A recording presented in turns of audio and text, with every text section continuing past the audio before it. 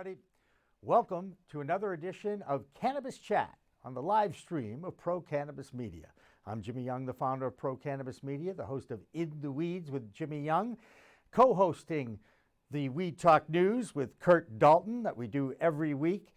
But today we are very honored to have a very special in-studio guest with us today. His name is Walter Sullivan, and we just put attorney underneath his name. You're so good, Jimmy. Yeah, because you are an attorney. Don't forget government affairs and everything else going involved. But that's all we need you to know is you're an attorney. Yes, and I need to bring you home with me to help promote myself with my wife.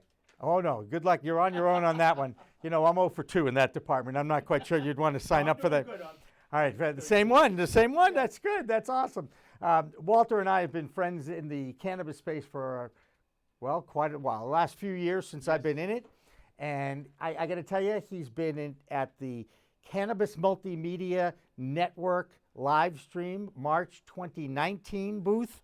You were in the weeds. You were in the weeds with me, both there and in my old studio across the hall. And now you're here in my new studio, so welcome.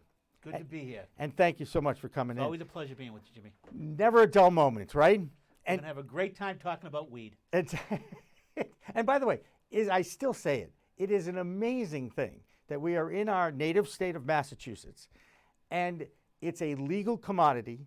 It's a emerging industry still, and there's so many different issues in regards to the growth and the beginning of the cannabis industry in Massachusetts, right? It is there's no pun intended, but this is truly a growing industry. No. And it's like a weed. It's growing wild. And the biggest thing that's happened in Massachusetts, and again, one of the things we do is I'll go through the news of the day, and we are definitely monitoring a big news story that Vermont Governor Phil Scott has the bill on his desk, and all he has to do is sign it, or Walter, I think the other thing he can do is ignore it, and it automatically 10 days goes later. in, right? 10 days Yes. later. Will you explain the purpose of that? I mean, what? First of all, he is concerned. The reason why he did not sign something that came to his desk from his House of Representatives and from his Senate, according to him, is he wants to make sure that there's enough social equity opportunity and enough clauses in this agreement that help those who are most have been most hurt about the war on drugs. And that's a good thing. I give him credit for that. Okay, but couldn't you just sign the bill, get it going, and then make some amendments down the road? He's the governor, for crying out Well, loud. here in Massachusetts, we have the ability to line item vetoes. So you have the ability to send it back with veto it, but sending it back with a governor's message, saying these are the areas that I'd like to have you fix. But this, interestingly enough, when he first saw this, I believe this is the second bill that's come to his desk, he pushed it back to the House and the Senate and said, I want more in it. So this is the second version of that. So to me, they've already made the changes that he wanted, and now he's just taking his special time. And at this point, I mean, we're live. It's 4 o'clock on a Wednesday, I think. What day it is. This is the longest, I gotta think about that. Wait a this minute, is the Jimmy. longest year in my lifetime, for sure, and I think everybody agrees on that, too. He could just ignore it, and then it goes into law, but without a signature. I mean, I think he's much better off. He had a look at it, sent it back. They're giving it back to him. Probably some of the changes he wanted. Right. He should just sign the bill. Move and move be, on. and be a hero in the. And by the way, he's a governor. He has the House and the Senate already approving it. So what's the point? So I would know that his name is Phil Scott and he's the governor of Vermont. I mean, what? I think when you think about what's going on in 2020, economic downfall. I mean, states need to come up with new revenues. Cannabis is a great new revenue. I just answered my own. I know what the problem is. Do you know what the problem is? What? I'm sorry, it's not a problem. It's a designation, okay? In parentheses after his name, there's a letter, and it's an R letter. Hence, a Republican governor. So he does, again, it doesn't sound like he's acting on the will of the people. The will of the people in Vermont pretty much said, let's get this going already. And by the way, by not signing it, he's costing his state money in tax revenue because it's just a matter of time before they do it. And that's the reality. I mean, with the R being there or not, I mean, don't forget Congress, under an R, actually passed legislation to remove hemp from Schedule 1. And that was economically driven. Right. That's true. And how's that worked out? Because now the Washington, D.C., as you know, FDA and DEA pointing fingers at each other saying, okay, who's going to put the regulations in place? Oh, and there's also the U.S. Department of Agriculture involved with this as well. And it's become a big issue because you have the Legislation passed. Then FDA stands up, hey, we're still listed in this bill, you have to come to us. They've had meeting after meeting after Congress went back to them, and we're still in the same boat. We have that in Massachusetts, where people are growing hemp, but they can't do anything with it because Massachusetts hasn't done anything, because agriculture, federal agriculture hasn't done anything. FDA, I mean, someone needs to step up to the plate. Well, I would think you need a leader to do that. I don't know, call me. I can't keep going there. But it's so obvious to me what the issue is. So I'm trying to be a little bit more balanced in my opinions, if you will. Okay. Are you able to do that? No, it's very, very hard for me to do it. But I got reprimanded by the team, so I'm gonna give it my best shot. Okay. In the other side of the coin, one of the D's in parentheses, Phil Murphy, who's the Democratic governor of New Jersey, he appears in a new video ad to promote the state's marijuana legalization referendum. He's also speaking at a fundraiser for NJ Can 2020 Coalition on Thursday. He says $150 million. That's what processing marijuana arrests cost New Jersey taxpayers every year. And once again, arrests that are disproportionately impact young people of color and make it harder for them to get a job, a place to live, and even a credit card. So 2 different governors, 2 different situations. You know, Vermont got it to this point through the legislature. They never had a ballot question, right? That's one of the few states. They didn't, correct. Right?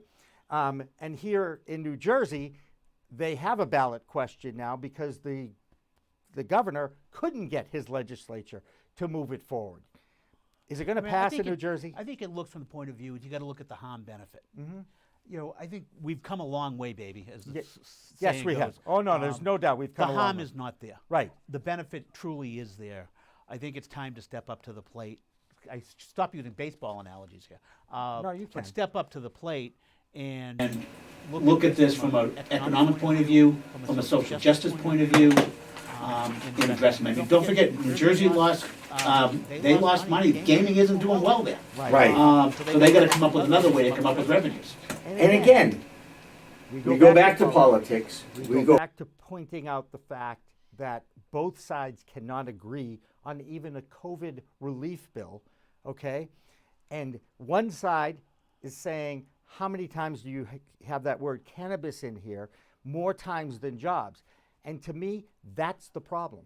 The Republicans can't see the fact that cannabis actually will bring new jobs and opportunities for people. In fact, what you're seeing already, I'm amazed at how many schools, colleges, universities are picking up cannabis-based courses. I mean, I took a tour of a cultivation facility in Massachusetts a couple of years ago.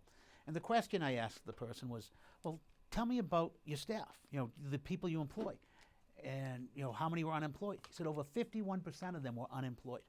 That's providing jobs for a region that pay prevailing living wages, that they're not going to find a lot of other places. And they're learning a skill. And there is so much to learn skill-wise and knowledge-wise, whether it's growing, botanists, whether it's chemistry, the extraction process, the actual interpersonal communication skills of being a person helping others with a medicine. I mean, all of those things are available now. And these skills are transferable. Yes, they are, to the real world. Yes, To this other- is the real world. I know. I can't believe it's the real world, right?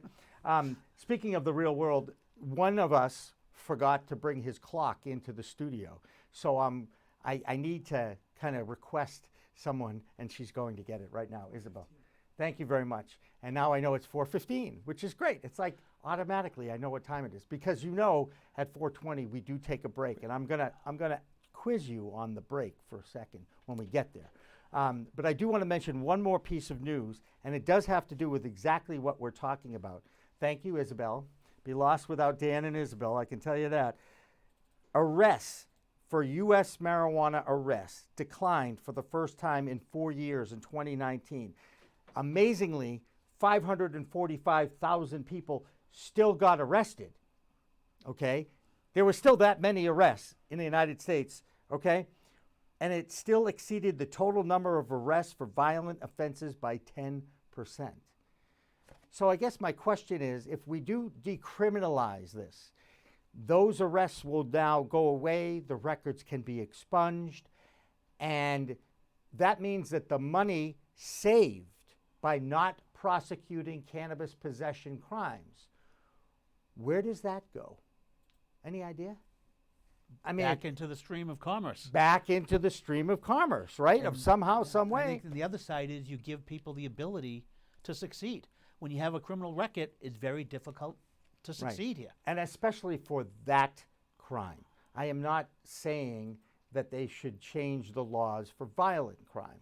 Okay? I get that. But this is not a violent crime. This is an excuse for law enforcement to shake down those who have been most impacted by the war on drugs. I get a kick out of the commercials that came about, the PSAs that came about under Richard Nixon. Oh boy. Talk about killing something. That's right. And the Frost interviews have made a resurgence. I don't know if you saw Yes, that. I They did. found some new stuff, right? All right. We're getting closer and closer. Do you know the origin of 420? You told me about kids in California Right. deciding that this is what they're going to do out in the bleachers. Well, it was at the Louis Pasteur right. statue, which is across the street from the San Rafael High School. And the year was 1971. And that's how that whole Waldo's 420, this was the Waldo's group.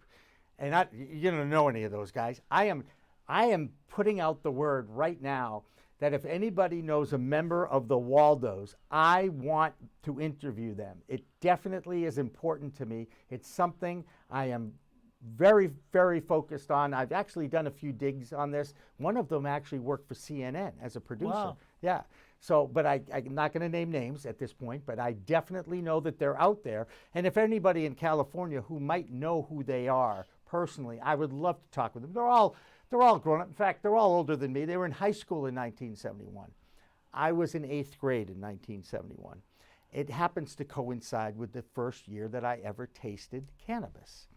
So, Oh, you tasted it. I tasted it. I take it you inhaled. I inhaled. I'll admit I inhaled. And I'll never forget the first time because first time it's not supposed to work, right? Well, needless to say, with my metabolism, it worked just fine. Okay? And you made it home. I made it home. Dad picked me up. I was only in 8th grade, okay? And I was like wondering why my right leg just wouldn't come into the car as I'm trying to get into the car, you know? It was like, come on. And I grabbed it and it came in. Anyway, that's my little personal story about 420. Now, here's the next question I have to ask you.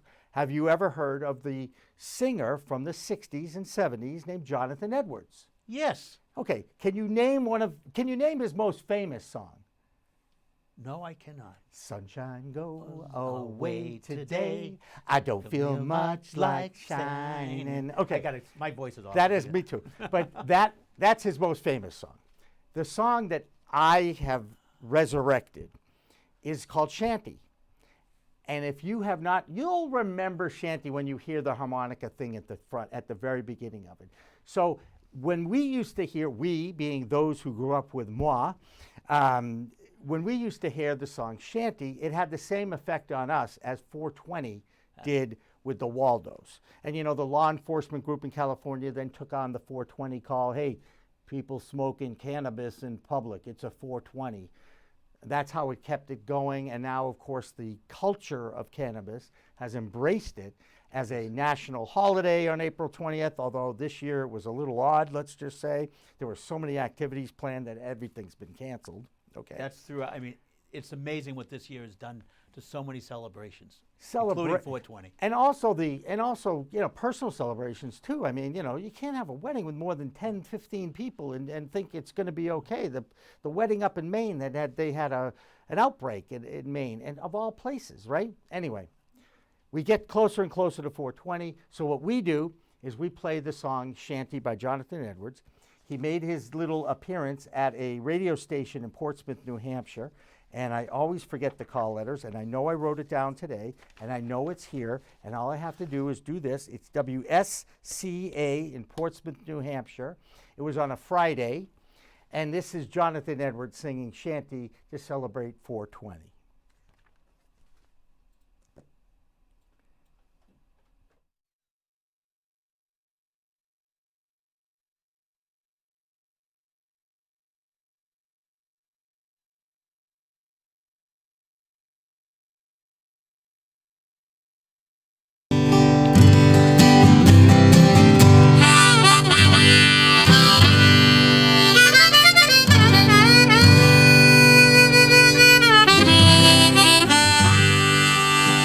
We had a saying in our old band, one of my first bands in 1966 or so. What are you going to do tonight? Oh, just, you know, like every other night, just going to lay around the shanty and put a good buzz on.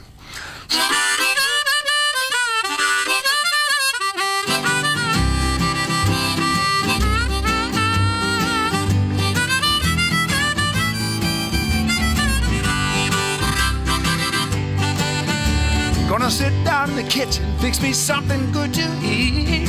Make my head a little high, make the whole day complete. Gonna lay around the shanty, oh mama, and put a good buzz on. Pass it to me, baby, pass it to me slow. We'll take time out to smile a little before you let her go. We're gonna lay around the shanty, oh mama, and put a good buzz on.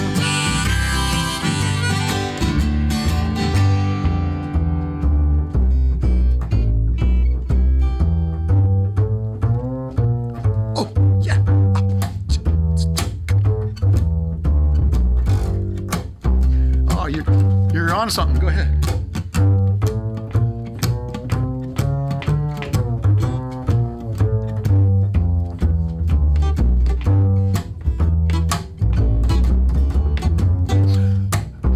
Brodsky, everybody.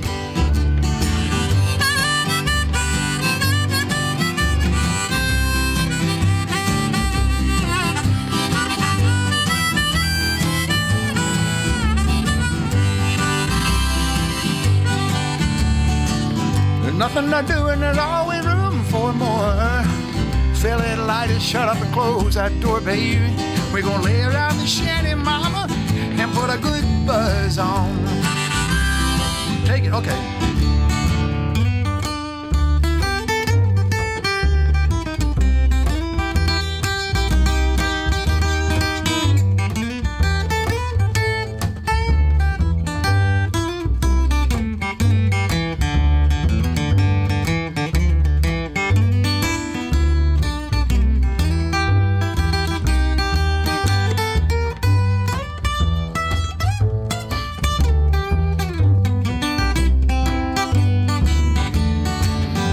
Prohibition never works, it's time to realize it. It grows in my backyard, it's time to legalize it.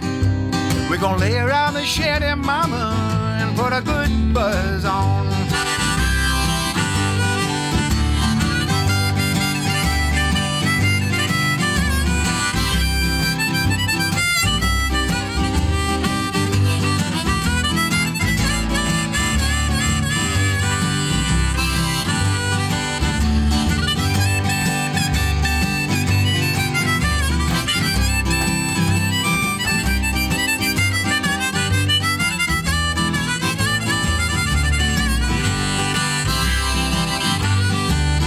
I'm gonna sit down in my rented car, I'm gonna jam it into drive.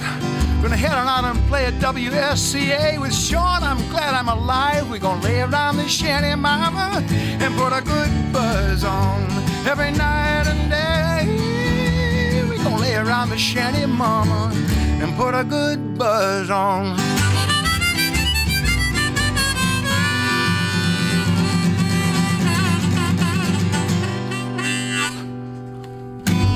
Nice. It's Friday. Thank God. Thank God Jonathan Edwards is joining us live in the WSCA studios. Thank you, WSCA Studios, Portsmouth, New Hampshire, for Jonathan Edwards. And of course, when you hear someone play guitar, we would be remiss if we did not mention the passing of one of the great rockers of the generation in the 70s and 80s. Eddie Van Halen passed away from throat cancer. The guy's only in his 60s. We know what that's like as far as age goes. And You're not there yet, though. No, I am, but you're not. I know that. I am definitely there, and I'm embracing my 63. Anyway, certainly very sad. A lot of fans. There's been tremendous tributes.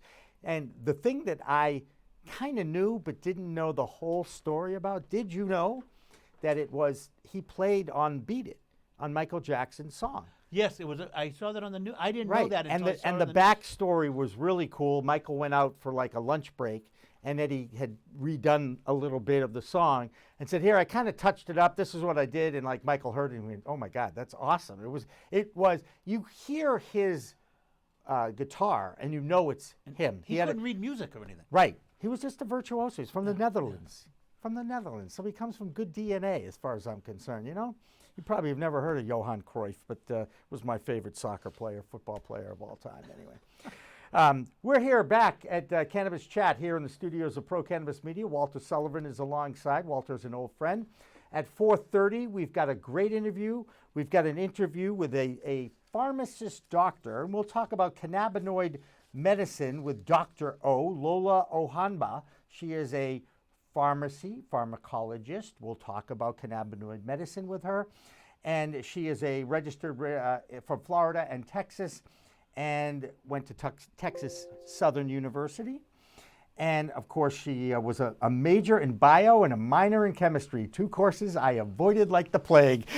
Because I still know how to grow now. No, I don't want to go near. I don't want to go near a plant, because these are the kind of plants I like right here. Plastic. The plastic ones, because you know you can never kill them with a black thumb.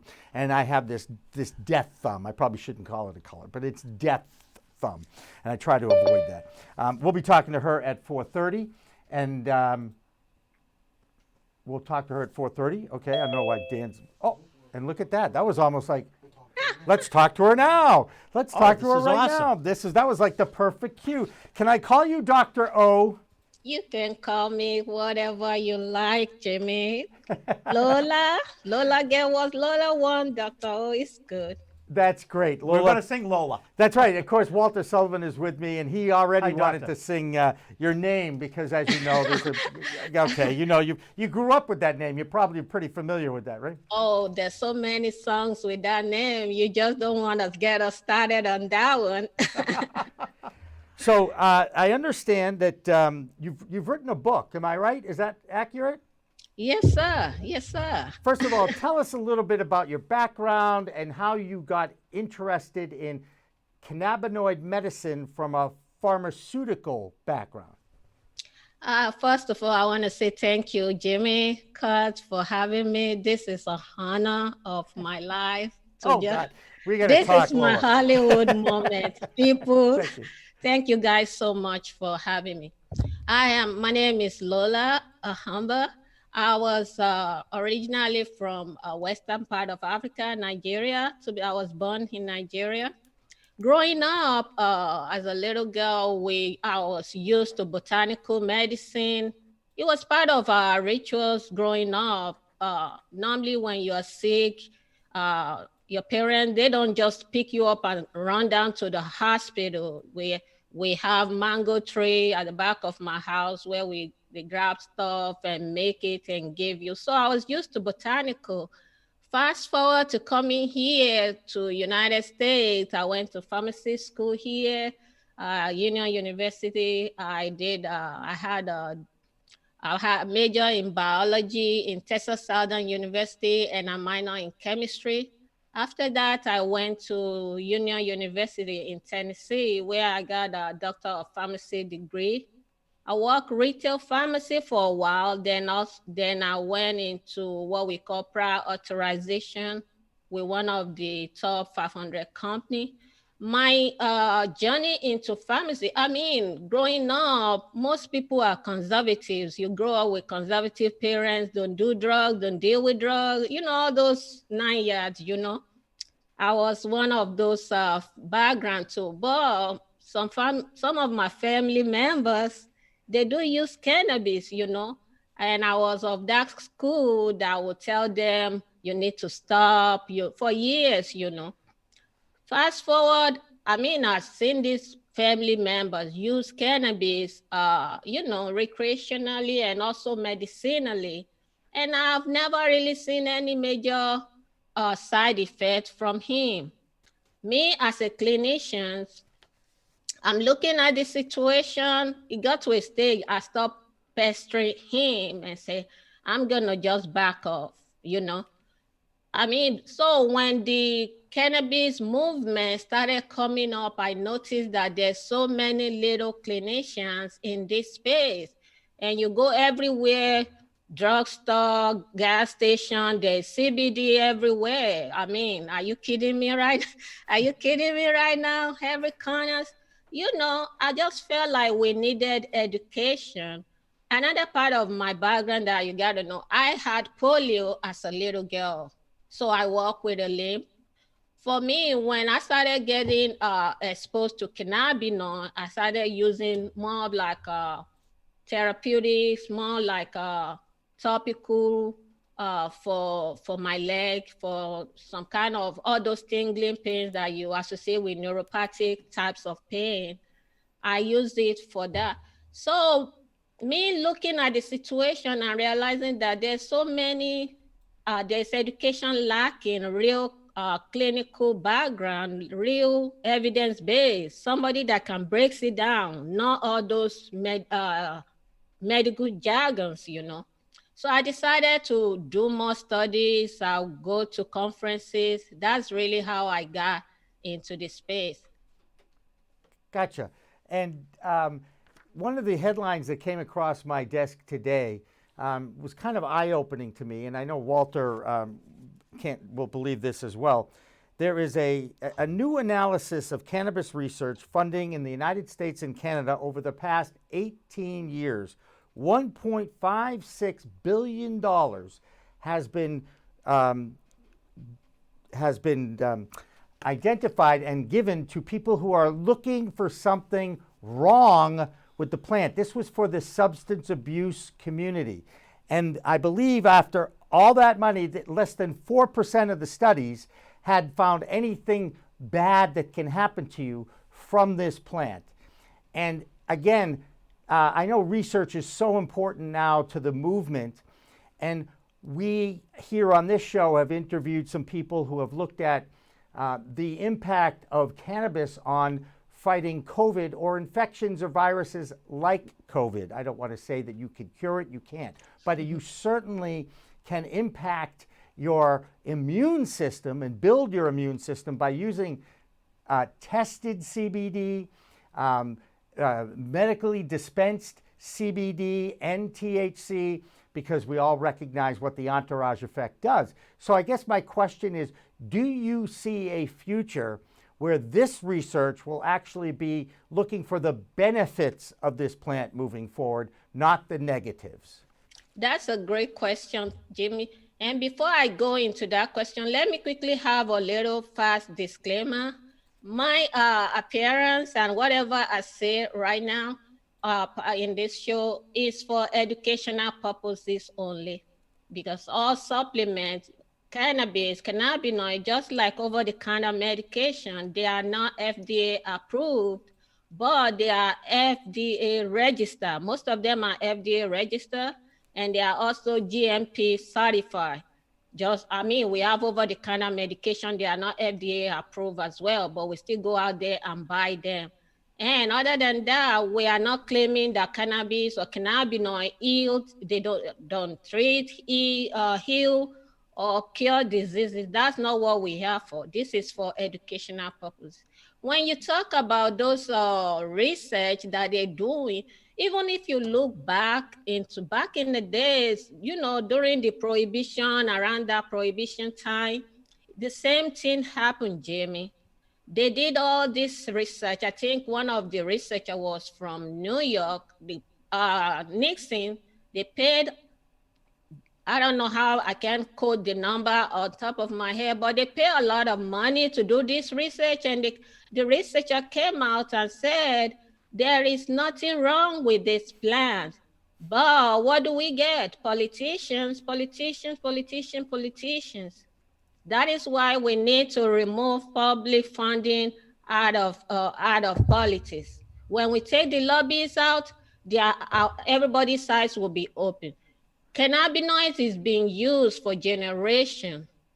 Even the Queen of England, Queen Victoria, back in the days, was used this botanical to treat, to manage menstrual pain. What I tell people is that what's good for the Queen should be good for the rest of us, man.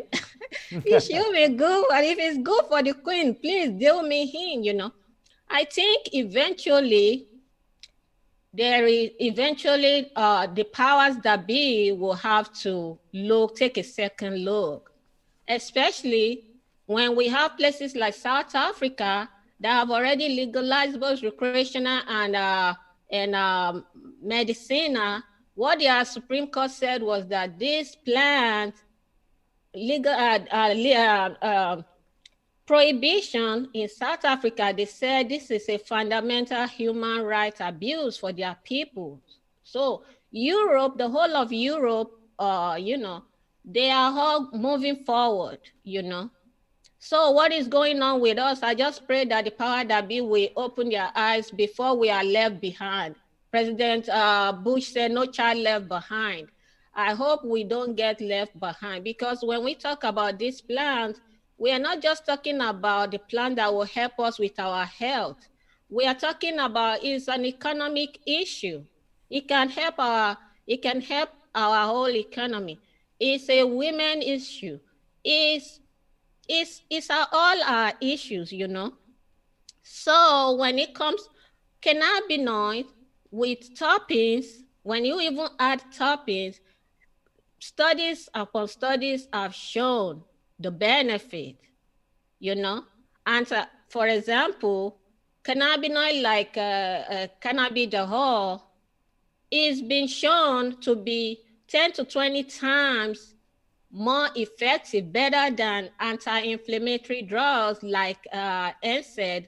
When I say NSAID, what I'm just talking about is like your ibuprofen, your Tylenol. And it's been shown, cannabinoids also been shown to have 2 to 3 times anti-inflammatory properties of corticosteroid. When you say corticosteroid, what comes to your mind right now?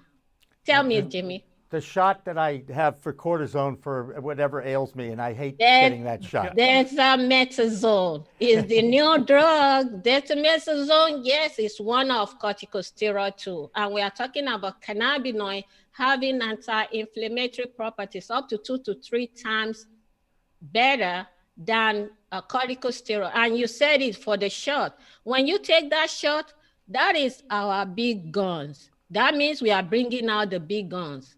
And when we compare cannabinoids 2 to 3 times better to our ultimate, I don't know. I just pray that we will take a second look. It's being used, for all kind of stuff, for ailment upon ailment, GI, gastrointestinal ailment, neuropathic pain.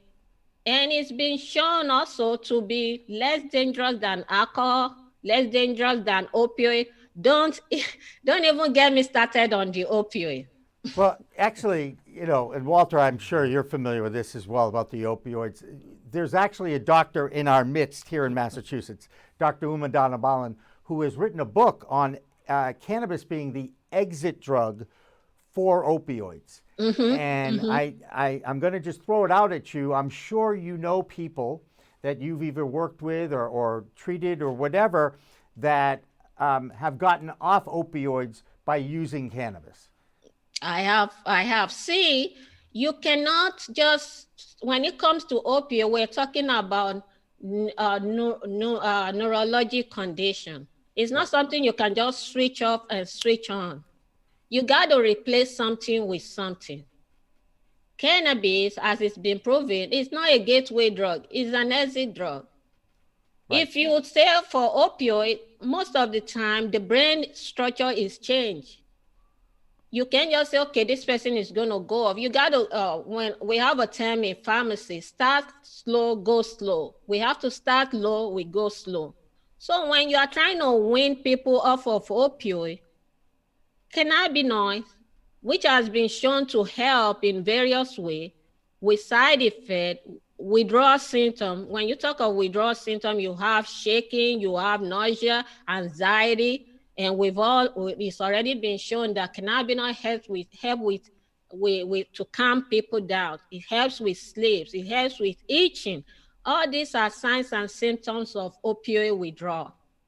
So why can't we do more studies? Because most of the studies is improving. We are stepping up better, but we still need the toxicology to be done.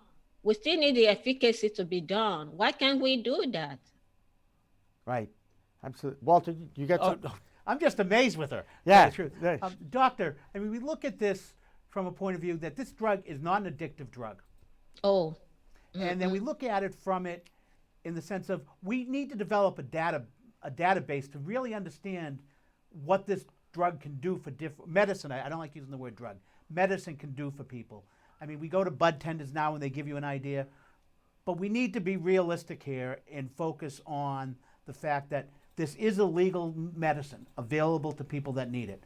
We need to now, especially with your background, to develop a database that allows dispensaries to better service patients.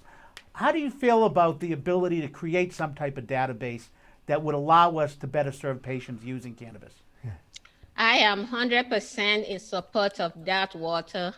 I'm telling you, that was part of why I jumped into this space, to tell you the truth. That was part of why I stepped in. Because see, most of my colleagues, they think I'm crazy. If you look at my new book, this book that it's not a big book, but it's packed with information. A Pharmacist's Guide to Cannabis, Perspective of a Non-Conformist Clinician. I'm non-conformist. They think I'm crazy. What are you doing there? But if we don't step in and begin to provide evidence-based data, follow with, we clinicians like us, pharmacists, we are the medicine people. We know how the drug works, we know the route of administration, everything we know. If we don't start doing that, like I said earlier, Europe, they're gonna go far past us and we're gonna be left behind. We absolutely need to have those databases. And let me tell you another thing, Walter. Part of why the big pharma and the big corporation are fighting tooth and nail is their bottom line. Do you know what will happen to these companies if today we are allowed to use cannabinoid to manage pain?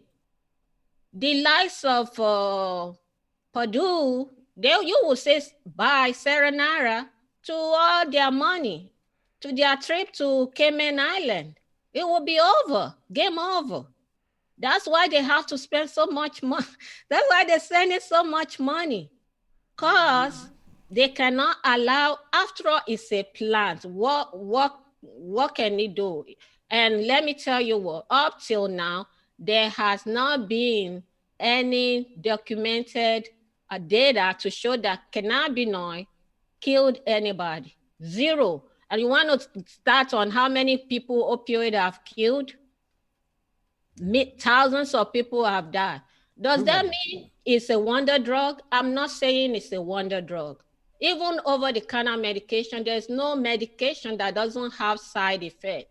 But we have developed so far, we can manage risk and the benefit. That's what we do. Right now, we do use dronabinol, synthetic cannabinol with no entourage effect, no topping, no phenol, no essential oil. We use it to manage signs and symptoms of nausea in our cancer patients. We use it to manage weight loss in HIV/AIDS patients. We are using epidalis. Why can't we use the plant? Can somebody tell me why we can't use the plant, the botanical plant with the whole extract? It is a plant, Jimmy. It is a plant. Just like we extracted morphine from plants, just like we extracted aspirin. Aspirin was extracted from botanical. Cocaine was extracted from botanical. Why are they so particular about this plant?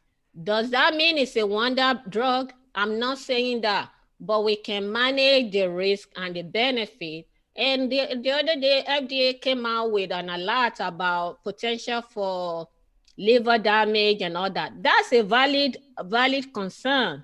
But there are other routes of administration.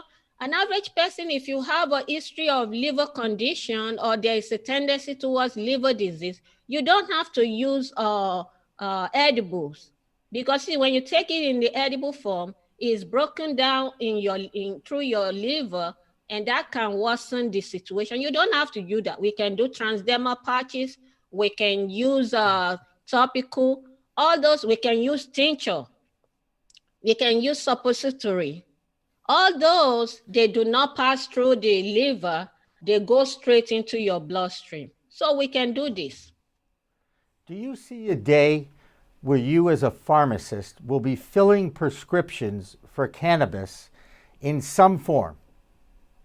We are already doing that. Epidalis is a cannabinoid. Right. Dronabinol is a synthetic. It's just that it breaks my heart when you see how much patients pay for this medication, right, and they still go through side effects. See, you cannot improve in nature. Even when they approve all these things, there are a lot of things they're not going to be able to do with this plant, because nature is perfect. You can improve on nature. Because when you have synthetic cannabinoid like Marinol, Donabinol, they don't have the toppings like I said. And it's the way I normally describe it is 1 which is 1,000, 2 which is 10,000. And we have over 400 cannabinoids. a whole bunch that we haven't even discovered. If one is chasing 1,000, two is chasing 10,000. You tell me how many 400 would chase. Right.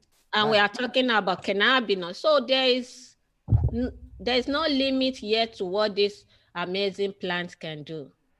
Here's a great stat for you that I found out, and I love throwing this out to people because everybody still is believing a lot of the propaganda and misinformation that has been spewed by our world over the last 80 years about this. In the 1920s, MDs, medical doctors in the United States, wrote 5 million prescriptions for cannabis in the 1920s.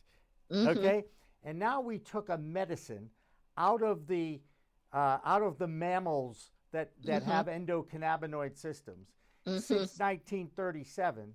And what has happened since 1937 over the last 80 years? We have a too much cancer in our world. Our immune systems are so weakened that we've got this virus that everybody's dealing with now. And I'm not saying that if everybody had smoked weed over the last 80 years that we'd not have a problem with COVID. But we would definitely have a stronger immune system because it would have been part of our medicinal community. It's organic. It's organic. It's a plant. You keep mentioning it. It is a plant. I remember talking to the Rastafarian. He goes, God put it on this earth for a reason, to help us to balance the neurotransmitters in our bodies so that we can deal with pain better, so that we can fight off infections like COVID. And yet here we are still, our voices aren't being heard as much as we'd like because of the stigma that is still we fight on a daily basis. I'm guessing. Now, are you in Texas now? No, I'm in Jacksonville, Florida. I live out of Florida, Jacksonville, not Florida. Florida. Yeah, I gotcha. That's okay. We like Florida. In fact, I was just talking to some Floridians today. My dad was in Longboat Key for 20 years. It was one of the most beautiful spots on earth in Florida. Yeah, so we can be a little Florida too, especially From those the Northeast. especially from the Northeast and then Chicago, the Midwest, right? Everybody goes to Florida for later in life, and they have a vibrant medicinal community in Florida, do they not? Yes, we have medicinal. We are medicinal cannabis state. Yeah, Right. and we have a lot of dispensary out here too. Yeah. Do you think we'll see adult use recreational in Florida, or because that there's so many medicinal dispensaries, that fight for adult use retail may not be as strong? I think there is space for everybody. There is space for the market. You get what I'm saying? Yeah. A lot of people probably using it now, and when you go through the underground to buy this plant, all kind of crap that they miss in there, That's Sorry a for very that technical language. term, I think. I hope that language. We learned that at pharmaceutical I was school. going to say, what's the chemistry symbol for crap? Okay, is that CP, CR? Oh my goodness. So Florida is relatively conservative, So to tell you the truth, all this is politics. All this is politics. Yeah. Hopefully, they will begin to see in this space, people like you, people like Walter, if we continue to do what we do evidence-based, I think eventually, then before Europe, they used to wait for us. Nobody is waiting for us anymore. And I think when they start seeing evidence coming out of Europe with them improving their economy, I mean, it's all about Benjamin at the end of the day. With the way COVID has messed up our economy right now, I mean, we need everything we can to get this economy back in shape. Yeah, the stock is working and fine, but not everybody have stocks. So this is a plan that could bring employment to many people, that could bring health to many people. It is nature's gift to us. That's how I see it. And like you said earlier, One of those companies that compounded cannabinoid back then was Eli Lilly. The doctor's offices, Eli Lilly, they compounded cannabinoid and sell it from to their client. They sell it from the doctor's offices. What happened from it being used in management of almost everything under the planet to it being the most dangerous medicine drug on the planet? It don't make no sense to me. Do you know it's classified as Schedule 1? Schedule 1 means it doesn't have any medicinal property, no use at all. It's highly addictive, but we have cocaine in Schedule 2. I mean, Makes Doctor, no to me, you know, it has to be removed from Schedule 1. Oh, yes. That is- has to be that is- something legal. Yeah. We have not even scratched the surface as to what this medicine can do to help people. That's right. Where do you think, one, I mean, clearly the federal government either has to schedule it somewhere else in the schedules that allows it to be used Or as a drug or take it Deschedule. out. Right. And FDA has to get out of the way. Where do you think we need to go with this? I think it should be used as a dietary supplement. It's a plant. Let us not class. You know what I think we should do? Right now, we used to have this product outside the pharmacy, Sudafed, ephedrine product, pseudoephedrine. You know, we used to have all those cough medicine outside the pharmacy. When all these bad guys started buying it and cooking it up and turning it into meth, what did we do? We said, okay, it's still gonna be an over-the-counter medication, but we're gonna put it behind the counter. So when you want to buy a Sudafed, you have to go to the pharmacist's desk, bring out your ID card, we sign you, put your name down, then we bring it and give it to you. You don't have to get prescription for it. Personally, that's what I've been thinking recently, that how can we manage the thing with cannabinoids is that it's biphasic. When I mean biphasic is that high dose of one particular cannabinoid can give you a specific effect, while the low dose of the same cannabinoid can give you another effect. So how can we manage the risk and the benefit? If we put it behind the counter to the pharmacy, when you want to get it, you go there and grab it. That will control everything. And we have to deal with packaging compliance and self-regulation. That's what I think we should do. But it should be a dietary supplement, just like our medicinal herbs that we go to CVS and all those places to buy. Doctor, it's interesting that you mentioned Sudafed, how it was strictly an over-the-counter right. drug. Then it gets put behind the counter and you have to give your ID, and the pharmacist will only sell you so much. Mm-hmm. With cannabis, it's illegal. Yeah. It has no impact the way Sudafed has on you. Right. I know. Sudafed speed, that's where I look at it. And the other one out there is Robitussin and dextromethorphan, you know. that. They all That's use all of them to get high. So That's right. And I got to tell you, as someone who has used Robitussin, I'll be perfectly honest with you, you get higher from Robitussin than you do from weed. You just do. Mm-hmm. It's just the nature of the beast, you know. And that's another one now. You have to show your ID. For Robitussin, too? Yeah, I had to show my ID about 2 Yeah. weeks ago when I went to CVS. because to they buy are cooking Robitussin. it, they are cooking it to make meth. So you put it behind the counter. Interesting. So this is a question definitely for a doctor of pharmacology. Back in the day, let's go back to the 20s. I was not alive, Walter. Don't go there, okay? There was something called compounding, right? You understand compounding, right? Sure, 'Cause sure. That's what they do, right? Mhm. So what I'm amazed at now, because the scientists can dictate the DNA of the plant, they can actually grow the plant to fit a certain need, similar to what compounding was like back in the day, where they would mix up the different things to make up the medicine. Isn't that where we're at right now when you're dictating the DNA of the plant? Yeah, I mean, genetic engineering, even we are right there. You know, you can study the plant. They've been able to do what they call chromatography to separate it. That's how they were able to get the structure.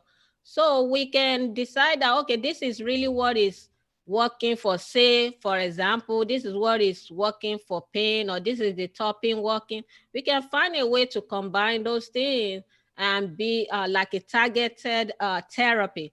Dr. Walter will know about that. So that is absolutely a future. And I mean, there is a limit. There's no limit to what we can do with this plant, you know. Well, I will tell you, as always, whenever I talk to scientists or doctors of pharmacology or any botanist, a lot of the stuff goes over my head. I will say I followed pretty much everything she talked about. Doctor, You I thought did were good amazing. today. You did good, and that's why you need to get your book. This is not a big book. It's just a small. It's a guide, but it's packed with knowledge. It has topping in there. It has route of administration. It have your cannabinoid, and my attempt to be to dabble into humor. You know, I try to bring a little laughter in there too. That's right, absolutely. And you could get that book on Amazon? Yes, you can get it on Amazon. And I'm working towards at least putting the link on my website, wci-health.com. By next week, it should be on my website. But in the meantime, you can grab your copy. It's in Kindle form. Kindle is about $9 or $8 each. And you can grab your copy on Amazon. There you go. It's all about education, and Exactly. we certainly Bible got one said, from you know Doctor. what the Bible said? Bible said, my people perish for lack of knowledge. Right. Well, we all education will all set us free, and we all need to educate and communicate. So that's what we've been doing. That's what we do on this show. That's why we call it Cannabis Chat. And That's Dr. O, thank you so much for joining us and talking with us today. And we look forward to connecting with you again down the road. Is that cool? Yeah. Anybody that want to know more about me, they can follow me on LinkedIn. I'm very, very active on LinkedIn. Dr. Lola Ohanba. On IG, WCI Health 19. And on Twitter, WCI Health. So Terrific. come follow me on social.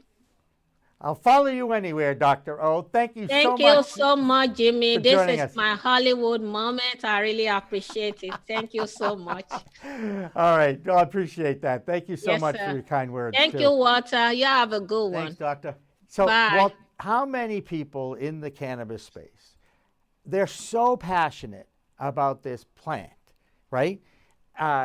You know, and everybody has a story about either how it's changed their lives or how it's saved their lives.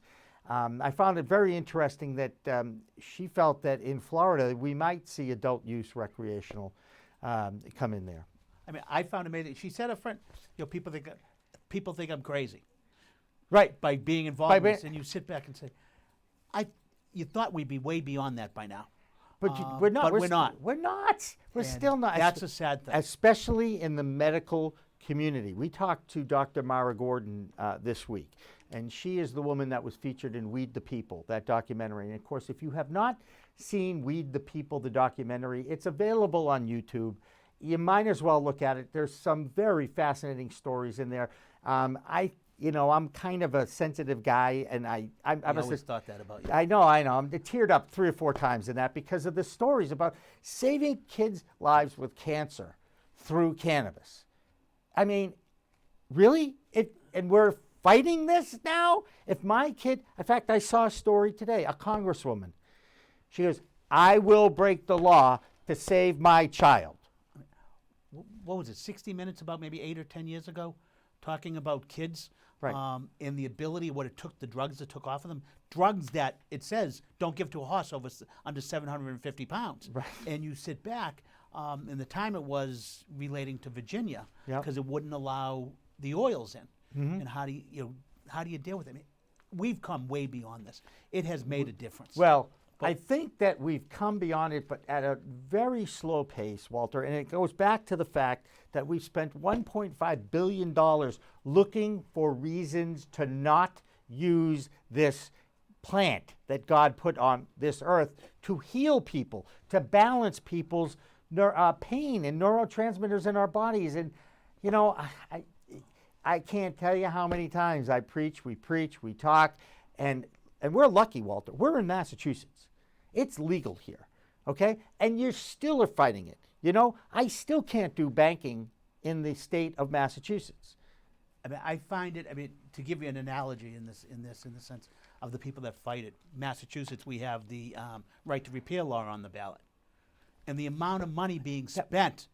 This is what's going on in the cannabis industry. The amount of pharmaceutical businesses and everyone spending, not to let this get to market the way it should be, because they're afraid of what it's going to do to their pocket. If they join in with this, they can be very much part of the solution as well. That's right, part of the solution. And there's so many socially conscious capitalists now out there looking for ways to get into this business, because now that the needle's been moved, so to speak, it's not going away. And if anything, it's going to become more and more accepted by certainly the group that watches Twitch, all the 21 to 34-year-olds, because they're going to grow up with it. Oh, yeah, it's always been legal. It's like, you know, it's like Boston sports teams. They always seem to win. You know, I mean, it's just part of their world. Whereas with us, you know, it was always trying to prove yourself and trying to prove yourself. Now, 67 Red Sox, and you keep That's going when I on. started to be a real sports fan, okay? That 67 team, I was 10 years old. I had a 15-year-old brother, and you just couldn't go to school. The same thing with the Bruins at that time. You could not go to school if you didn't know how many points Bobby Orr had scored, an assist or a goal. Otherwise, you would be on the outside. What were those guys doing after playing? They were drinking a lot, Yeah, Walter. look at the impact it had on them. Yes, it did. And some of them didn't do so well, but you know what? I will tell you that Bobby Orr saved Derek Sanderson's life, and people know that, okay? And that's something that's out there. And I love running into Turk in the Sudbury Farms in Needham. It's one of the coolest things ever. I'm like, I'm not dropping my Cheetos here to fight you, okay? I just want you to know that right now, Turk. All right, Derek? You mentioned question one. I got to ask you about this. Right to repair. We see Ed Davis. I'm Ed Davis, the former Boston commissioner. Now I'm going to tell you this is about the right to repair. Is that question, and you're an attorney, okay, is one of the most confusing questions I've ever read on a ballot, because the other side is telling you it's actually an access to data, personal data question. So my question to you as an attorney, and I don't know if you happen to know anyone who wrote that law or wrote that question, okay? This is what bothers me about our electorate and our world here. If the question is not written properly, okay, how do you make the right decision when you're being asked a question like that? To me, it's too confusing. Well, And I know my honey, by the way, we both got our ballots in the mail, and we're both going to fill them out and bring them into the clerk's office in Needham, Massachusetts, because I really think that's the smartest thing to do. It certainly is the most secure thing to do. Even more secure than I might add at the ballot box, where they don't even ask you for an ID when you go in to vote. Just saying. Back to the question about question one. How do you, as an attorney, look at the words and kind of pick through the words to see, oh, this is about this right to repair, or this is about protecting your personal data? What is the truth there? Well, first of all, you got to look at how does a petition get on the ballot. Yes. You have to get signatures the first round. Right. It goes to the Attorney General to be certified, Yep. to make sure the question is worded properly Right. and it doesn't have any constitutional issues. Then it goes back. Right. Now you're looking at, so on Fox News today, they had someone on both sides of the equation talking about why it's good and on why it's bad. The lobbyist, government relations, public affairs person to kill it Yeah. actually mentioned the former commissioner. Yeah. And he made sure, he said, do you know the former commissioner is making $75,000 To do those commercials. to do those commercials? Very good. I like that got pointed out. Yeah. And I'm not saying Eddie Davis didn't say that because he believes in it, but I think we've run into the ability to get your car fixed today. I mean, you and I grew up in an era, you opened up the hood of the car, all that was there was an engine. You Right. could pull spark plugs, you could do it. Right. Now it's a computer, right, that's powered by either electricity or by gas. I'll give you an example. My son's car needed the new transmission. So I go into the transmission repair shop, and guy comes in who has a Mercedes. And I won't mention the dealership name. Comes in, and car breaks down. The transmission's gone. He brings it to a dealership Yeah. What's the The dealership changes the oil, the transmission fluid in the car, $1,000. That's usually a $350 fix to change it. That doesn't solve the issue. He brings it to the auto repair guy and goes, your transmission's gone. Okay, replaces the transmission. Now contained within that transmission is a box next to the transmission that electronically tells the transmission what to shift into. Right. That only can be done at a dealership. At a dealership. Now tell me that makes sense. No, it makes no sense. But look, those lobbies, the auto lobby, the pharmacy lobby, right? This is how politics is done in our world. And there's a lot of talk about the issues regarding the two-party system and what we have, and people are questioning our democracy, and is this going to survive everything over the next couple of weeks? It is a crazy time right now, Walter. I mean, you mentioned Vermont earlier about the only state actually to move medical marijuana forward and marijuana forward through legislation. I think if you look at Massachusetts back in 2012, legislature was against medical marijuana. It passes. Right. Now, no one's going to say there wasn't. There were problems with the legislation in general. But the legislature instead said, well, we're not going to touch it. Right. We'll let it just go out there. Right. Instead of fixing the problem. What we saw happen in 2016 with the passing of recreational marijuana, the legislature realized, hey, wait a minute, there are problems with this. There are actually problems before, but we decided not to touch it. The legislature rewrote the law. And in some cases, I mean, the law was originally written to benefit RMDs that were already opened. Right. That didn't necessarily seem fair. To create a market, create social justice within there, the legislature tweaked it a lot to create where we are today. All in all, I think they did a pretty good job. I'm glad you said that. That's all fine and dandy, but what bugs me is there's still that feeling amongst our the people that we've elected, that this is a necessary evil that they have to deal with. They don't want to take the time to learn about the product, learn about the plant. This is what Dr. Lola was just talking about. Education in the medical community, education in our Congress, both local, town, state, and federal. Learn about this. Look, just do research on it. When I got my medical card in 2013, the first thing I did, after I visited the dispensary, because I went in there and I said, I don't want to smoke anymore. I'll figure out different ways to take it, whether it's tinctures or edibles or whatever. They understand that there is a way to learn about this plant through research. I go online. I used Google. Have you heard of Google? Lawyers use that more than using legal research tools. You talk about reading. Google knows, right? Google's going to give you a gazillion different ways. And I started looking at this and seeing what websites were out there that were doing good education. I found Green Flower.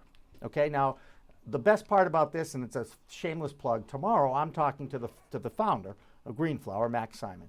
And I watched 100 videos that his company had produced about medical cannabis, medical marijuana. And this is where I learned about this, and I took the time to do it. I don't think our elected officials want to learn. There's nothing motivating them to learn about this. So only the fact that the people that put them in power, voted for them, are telling them, please learn about this. I think someone once told me that people's perceptions are their reality. No matter how much I tell them, their perception is, this is still bad. Do we really want to touch it? How do we do it? Educate yourself. Learn more. It's not bad. It's a medicine. That's the key. And what they're uncomfortable with is the ability to self-medicate. Talk to doctors about self-medication. Okay? And even the doctors is like, I don't know enough about this. I can't really comment on it. I'm afraid I'll lose my license. No, you're lazy. Get on the internet and learn about the damn stuff. Will you please? I mean, it's crazy. And I think you use the term self-medicate. Right. It's amazing how many pharmaceutical drugs people are using to self-medicate. Well, and I don't mean for a good purpose. Sudafed, Robitussin, all those things that are out there, right? And they're FDA approved, Walter. right? And the other hard part we have, because you mentioned, there are a number of bills to make corrections or tweaks to the current law. And because of the approach of the legislature of hands off, these things won't get done. And everyone's in agreement that they need to be done. We have local host community agreements, how they hold people hostage as to what you have to pay, as to what the legislation means. The legislature needs to do something, either that or write the legislation to give the Cannabis Control Commission more authority to tweak it. Yeah, I think that should happen. I just don't know if it will. And again, it goes back to, and this is another reason why I started this company, Walter, and you and I have had this talk, I know. I saw an interview by a media person, a network media person. It was, take your pick. MSNBC, CNBC, Fox, CNN, take your pick. I don't care. I'm going to throw everybody under the bus on this one. Talking to a CEO of a cannabis company. And the questions that were being asked of this CEO were so embarrassing to me because it showed the ignorance of the reporter. Again, not taking the time to do research on the person you are interviewing or talking to. This is why I started this company more than any other reason. It's like I really wanted the industry people to be comfortable talking about it. Look, Jimmy, let me ask you this. I really thought 2020 with the national election taking place for Congress, president, and so forth, that we really would see some change in Congress in moving forward. It didn't happen. In fact, we slowed down. Why do you think? It's 2020 now. I mean, you're talking about 2020 or 2016 or 2018? 2020. I really thought during this election cycle prior that you would see banking regulations, banking law change. Barney Frank told me that in that booth that we were at in 2019. He really expected the Safe Banking Act to move forward. It didn't. And again, Walter, you know, people, they don't like it when I say these things, okay, a lot of these things, because after all, I'm from Massachusetts, and while I was an independent voter for a while growing up, I have gone over to the Democrat side, okay? You found faith and hope. That's good. Yeah, but I tell you what, they've screwed it up too. I got to tell you, I'm sorry they have, okay? That being said, when you don't have leadership on a team, let's not make it the government. Let's make it a team.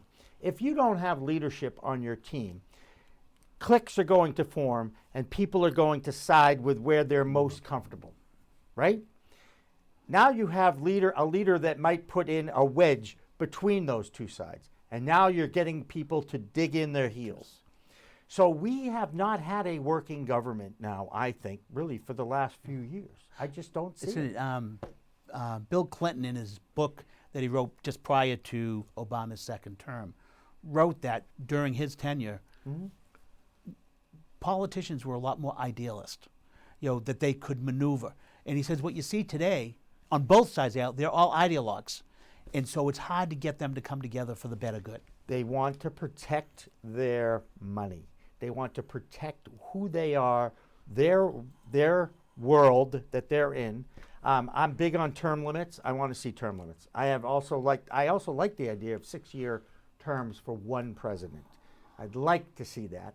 Again, I'm a radical sometimes with these things, but it is how I feel, okay? And I'm not afraid to spew my opinion as a talk show host. I am not a journalist. I want to make sure people understand there is a difference there, okay? If someone was paying me to report on facts, I'd be a journalist again. But I'm not. I got my own talk show. I got my own studio. I get to pretty much say what I want to say. I'm sorry. It's just how it works. You don't like it? Don't listen to me. I don't care. A former congressman once said that any politician that doesn't tell you that they're not worried about being reelected or higher office, they're lying to you. Right. It's like keeping your job.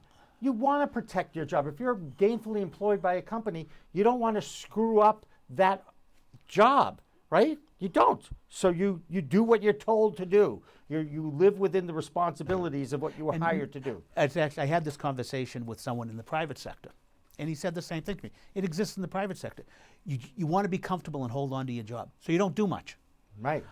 So let's not do anything. We don't want to. We want to stay there. Don't upset the apple cart, right? And that creates. I was at an event once. It's called Disruptive Innovation. Yeah. And I was at a thing over in Kendall Square, and it was for the governor's race between Charlie Baker and Martha Coakley. And someone from the audience asked Martha Coakley, what do you think about disruptive innovation? He said, sounds like a crime. And you sit back, those are the issues. Disruptive innovation is good. Let us give the ability to do what we can do to make society better. Don't put roadblocks in place. I mean, you can worry about safeguards and so forth, but don't put a roadblock in place. There's so many roadblocks for people who want to get into the cannabis industry, Walter. You know, it has alienated the social equity applicant for sure. Coming up with $1 million to just go through the process. Caroline's Cannabis, God love her, she managed to do it without lawyers. She filled out all the paperwork. She got it done. She got her license, and she did it for under $100,000, I believe, to get to the starting line. When she ever got her first, when she went looking for a lawyer, when she found out what it was going to cost, just to get the lawyer to start talking to her, like, wait a minute, I can't do that. Right. And she also decided, in the sense, you know, and this is really what applicants need to look at. Do I need the 2,500-foot store, a 5,000-foot store? Do I need to be in Boston? Do I need to be in Cambridge? Do I need to be in Somerville? Carolyn picked Uxbridge. She's from there. Less than 492 square feet of space. Right, it's like a closet she's in. And she could do what she could do.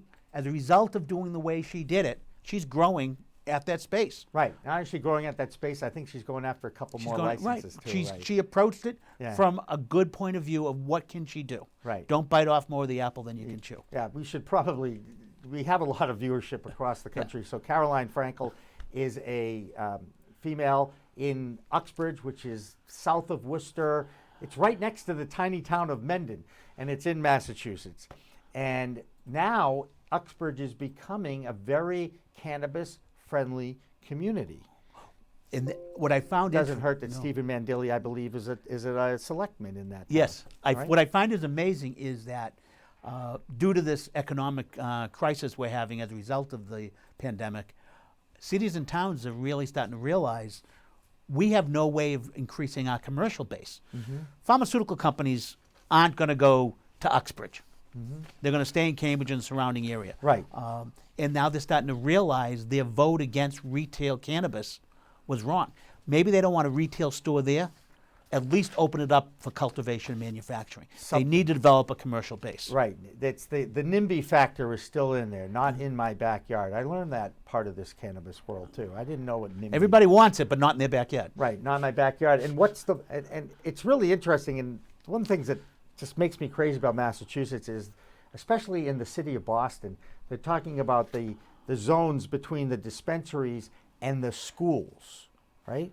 And then if you drive on Route 9 and you drive past NETA, the New England Treatment Access, which was one of the first dispensaries to open in Massachusetts, right next door is a kids' school.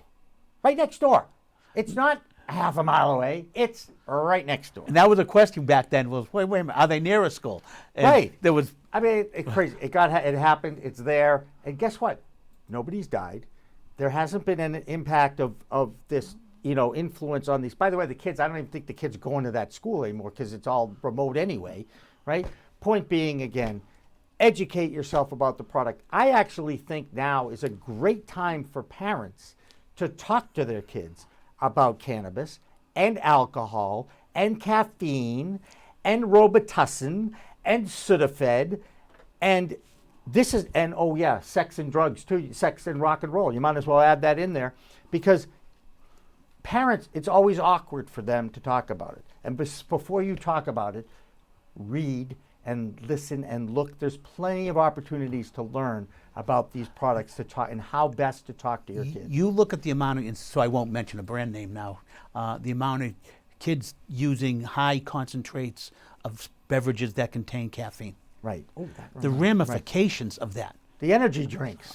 It's just, it's Right? dangerous. That's right. And what did I find today? I know it's here. In my we're notes. gonna have a good one on this one. About Pabst. There's now infused, you may have it. I may have given it to you. Infused, you can read it. It's our Play Newsman. I don't care. Infused beverages in California. What are they infused with? THC, CBD.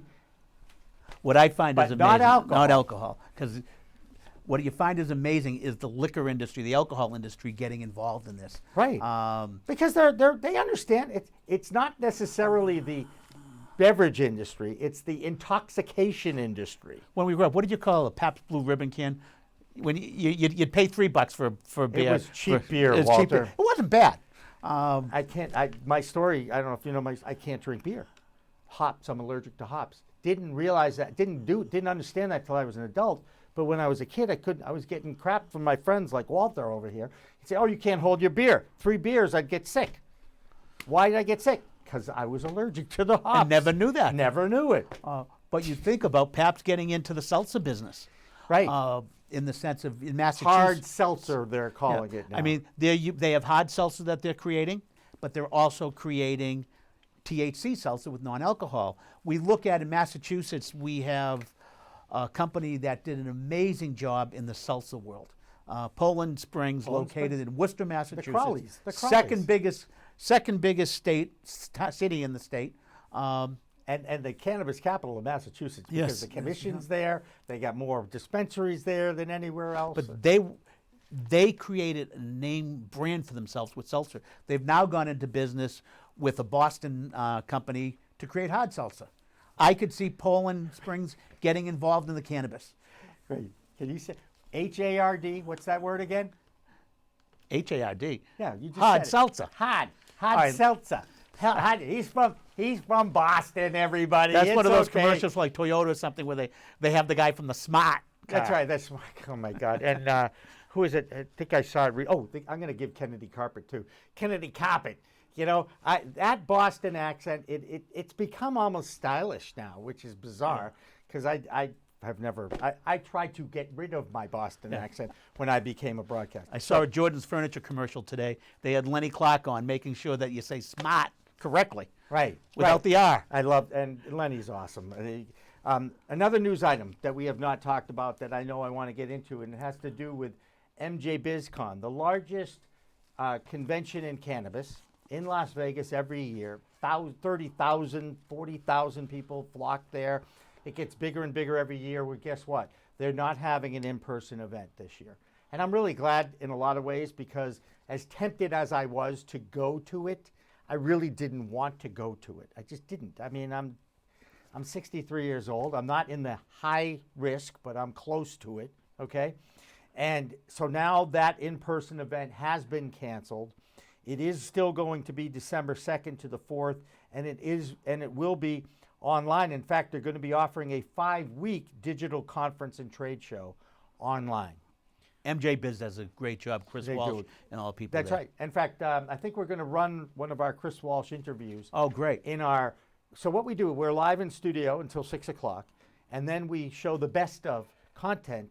And amazingly enough, there's actually a 30-minute interview with you that we're going to show. I was wondering if I was going to be Yes, one of the you made one the of the best best of. You made the best of. You and I, Nicole Spiller was in our booth that day, and we did 19 hours of live streaming from NECAN, March of 2019, as the Cannabis Multimedia Network. What you learned on this show a year ago is just as important to learn it again today. Absolutely. With Jimmy, with what you put forward. I appreciate that, and that is absolutely what we like to do: is talk about educating the public about this product, about this plant. And it's not one of these plastic plants, okay? Because you can't kill the plastic plant. You just can't. Oh, God, that was my camera. I'm over here. Sorry. Okay, so MJ Biz has been canceled. Chris Walsh does a great job. I want to see if I have any other few notes. We're going to fill until 5 minutes because it's 5:30. We've got a guest coming on, and I got to tell you, I just met this guy today, all right? His name is Dozie Mbonu. And unless you are a basketball aficionado and knew that he actually was a professional basketball player for 18 years, went to Lehigh, and I believe that was the year that Lehigh made the NCAA basketball tournament. It was, I think it was 1990 when he was there. But this guy is in the cannabis business. He's got a sports management company out of Philadelphia. And it is Aunt Generet's eco-friendly fungi. This is a fungus, okay, that enhances the growth of cannabis. It's organic. And it's totally organic. and he's bringing it to market. This is what I love about the cannabis industry, because you meet people that have found these things that just will impact the entire industry. This little product, it's like, it's not miracle grow, but it's a miracle impact on the product of cannabis. And he will explain it to us, hopefully at 5:30. I do understand that there's something called, well, you probably are familiar with it. There's a certain time zone thing, and some people just are on their own time zone. Even if they're in the same zone. Even if they're in the same zone. So there may be Dozie time, but he knows to try to make it at 5:30 today. So hopefully he will join us because he's a great character. We had a great conversation. We know hundreds of people together because of his basketball background and sports background. And he, saw the Philadelphia 76ers win the NBA championship in 1982 to That's what got him into basketball. And that's what got him into basketball. And, we talked about the impossible dream Red Sox in 1967. It would be kind of cool. We can play Camelot to dream the impossible dream. I'm not going to sing it. Do you remember Jess Kane sang that, and he sang the Yaz song, right? Yes. Those were the days in the 60s. Yes, a couple of old guys that are talking about the 60s again. Yeah, that's what we do here. That's why. And what's the name of your show? Weed. Oh, now it's going to be the Kings of Cannabis. The Kings of Cannabis. So you've gotten rid of In the Weeds. Which we still use In the Weeds, but we're changing the name. You're changing. Too many people use In the Weeds. Too many people are in the weeds. Well, I'm comfortable with my In the Weeds title because it has my name attached to it. So it's In the Weeds with Jimmy Young. And that has been my podcast since March of 2018. And we will continue to run that as a podcast no matter what.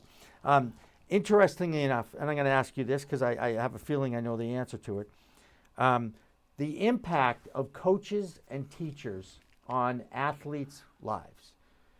Lord knows when I went to Tufts, that's what I thought I was going to be, was either a teacher or a coach, have my summers off, go to Camp Caribou for the summer, be a counselor there, and that would have been my life. And I would have been pretty happy with it. I did get an opportunity in 1977 to produce sports at Channel 4 in Boston for Jimmy Myers. Nice. That's what Channel it is 4. in sports, right? Liz Walker. Who else was on there? No. Liz Liz came Walker much wasn't later. there? This was Maurice Lewis and Jimmy Myers were the first two black. Was Ellis there? Tom Ellis had just left there to become the first $1 million anchor in New York, I think. Oh, first. wow. I think he went from Boston to New York and then came back to Boston. And then his last show, I was doing sports that day. Wow. The late Tom Ellis, unfortunately he passed recently, and I feel bad about that. But man, what a legend he was. Boston has always had great talent in their news operations. In all three, well, I don't know how many stations we have now. Well, now you got quite a few, right? But you think still. of the talent that was there, and truly talented, Right. and the ability to tell a story the way it needs to be told versus adding to make it more sensational. Now, that's interesting you say that because it did coincide with me leaving on-air work when Fox came into the Boston market, okay? Because there was a time when NECN was doing the Fox News for them. We also, I believe, did it for 56, 25, I think even 38 one year. Each year it was a different UHF channel. People, by the way, people don't know what we're talking about. UHF? What the hell's UHF, right? I thought that was a big deal when 38 and 56 came into play. Anybody over the age of 45-ish in Boston will remember the fact that the Bruins were on Channel 38 in that day, right? And the Celtics ended up on 25 for a while, right? And that's what made 38 famous. And put WSBK Channel 38 on the map. Does anybody else notice that it's kind of hot in here? And it's not like we have a lot of lights, but it's a very hot. Usually it's cold or it's too hot. It always seems to be extremes in the studio, right? I thought that heat was coming from you. Don't know that. Well, it is 5:30, and we'll see if Dozie remembers to call us in here or not. But do we have any, Dan, do we have any video, Phil, that you can cue up? Nothing? He's shaking his head. He's going to hate me. Yes. Can you take a quick break on and show a cannabis.net video or something like that so that I can... you want to show that? Yeah, this is what we No, it's fine. Okay, so have you seen Growing Belushi? Did you see the No. show? So Jim Belushi did 3 shows on Discovery called Growing Belushi. He is a farmer in Oregon, and the fires came within 3 miles of his farm, and it was okay. But he has these 3 shows out, and he does this bit on one of the shows. It's called Cannabis 101 with Jim Belushi, and he talks about edibles. And we take a little clip of it. We courtesy Discovery Channel. We're hoping Jim gets another shot at getting more episodes to this. If you haven't seen it, it's on demand. It's also on YouTube. We're not doing it because we have Dozie. Am I right? Awesome. That's what we call Phil. And by the way, he's on time. So we're going to give him credit for that. Hey, Dozie, are you there? Let's see. We're waiting for his audio to kick in. Trying to figure it out. Yeah, there's horizontal. That's good. That's good. Do you hear me? Can you hear me? Yes, I can. How are you, Jimmy? Good, Dozie. We're going to turn up the sound so we can hear you. But thank you so much for joining us. This is Dozie. Is it Mbonu? Do we say M or not? Mbonu. Do we say M? Mbonu. Mbonu. Thank you very much. Mbonu. Yes. And this is Walter Sullivan, which is a lot easier to say than Dozie. But I was giving your background a little bit here. You've got basketball, you've got cannabis, and you've got a very, very smart aunt. Am I right in that? Is that right? Yeah, you're exactly right.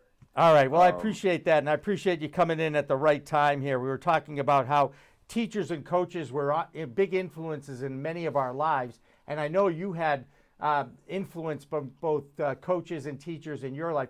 First of all, tell us a little bit about how you ended up or starting to be in the cannabis industry and what you're doing, because it's a very exciting product that is basically a fungi, right?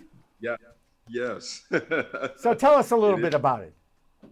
Well, the fungi is going to tell you all about the beneficial fungi.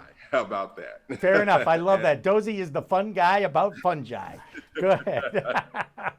How in the world did this come about, Dozie?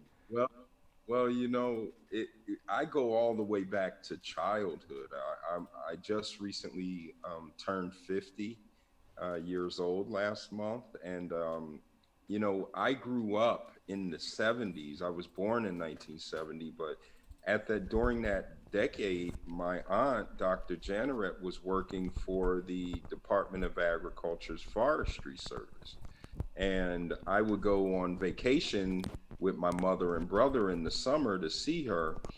And she would take my brother and I to work with her to that government laboratory, and where they were first just identifying what these beneficial fungi are. And the real scientific term is ectomycorrhizal fungi. Woo! And yeah, that's the name. It's a long one. It's a tongue twister. Say it 3 times fast, and I'll give you a little ice cream or something, you know? Right. So that's why we refer to beneficial fungi. These are naturally occurring fungi that are in all soils. And they first learned about these fungi from a coal mine where they saw some vegetation growing, and they first thought it was, why are those plants growing? Just the question of why. And they pulled those plants and studied them, and first thought these fungi were a disease, and then later learned that they were actually the benefit as to the reason why those plants were growing in that coal mine area, abandoned coal mine. And here we go, fast forward, they closed that laboratory. Dr. Janneret is an environmental expert. She actually wrote the decision tree for the Environmental Protection Agency for how they handle oil spills. And then this was all in the mid 80s. After they closed that laboratory, she took a job as a consultant. And her next project came from what is now known as the Department of Energy. She actually defined the terms for the Department of Energy for how they handle radioactive materials. And now fast forward 2 years, after that, she ended up in academia at a botany department, and that's where she began working on the, just trying to learn as much as she could about these beneficial fungi. And then she ended up making this groundbreaking discovery in '86, and I was a junior in high school at the time. So talk about coming full circle. I went to college on a basketball scholarship after my high school, and then ventured on this 18-year professional career that took me all over the world and all these priceless experiences. And then I ended up becoming an agent at the same time during the last 10 years of my career. And it really has worked out. That was 20 years ago when I started that.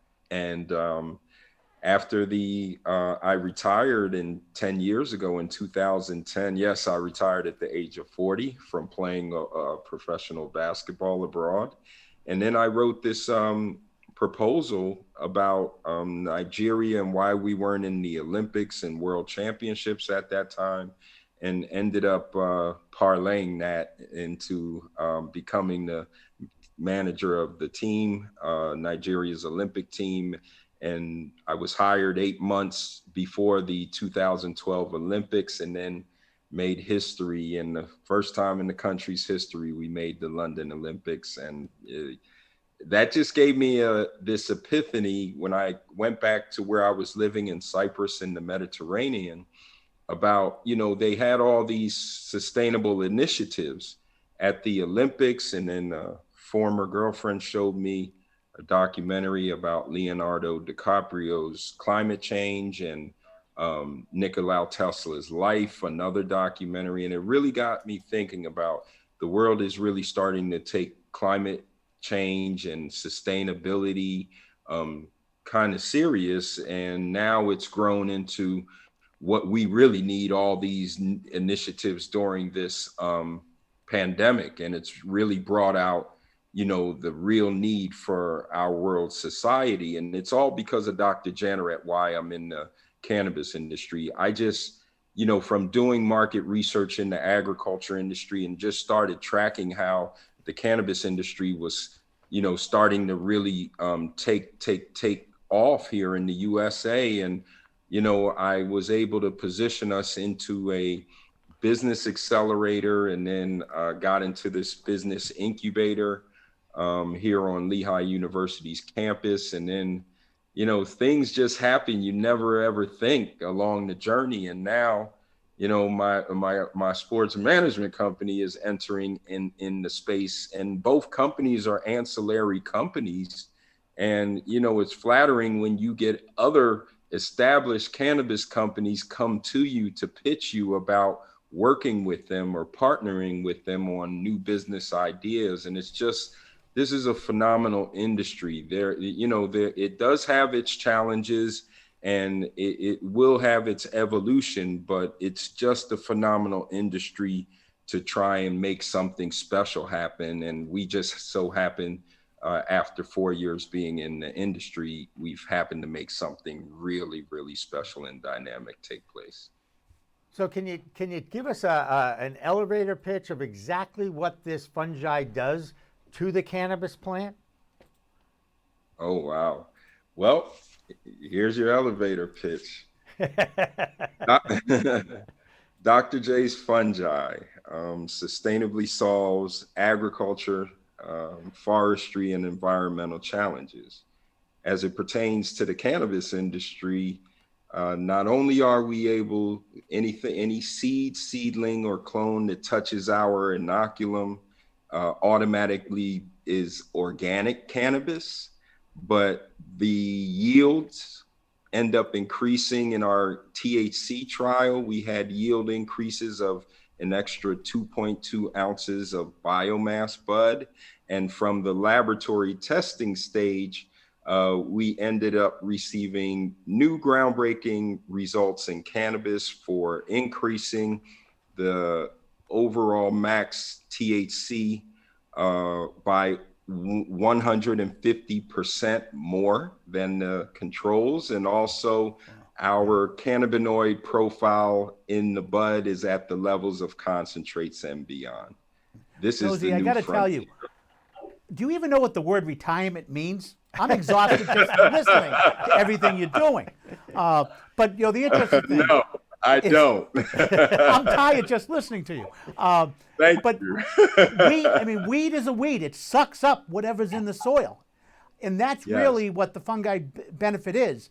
It provides Yes. something to the cannabis that allows it to succeed beyond what people would think. Yeah.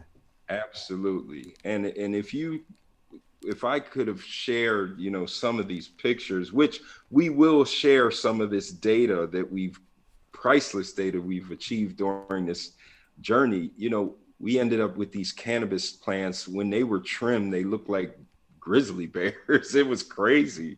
And it's just, it just leads and opens up a new lock in Pandora's box for the whole industry. And this isn't just for the US, it's for the whole world. You could end up essentially with a real organic cannabis industry worldwide, internationally. And it is real that this can take place through Dr. J's Fungi.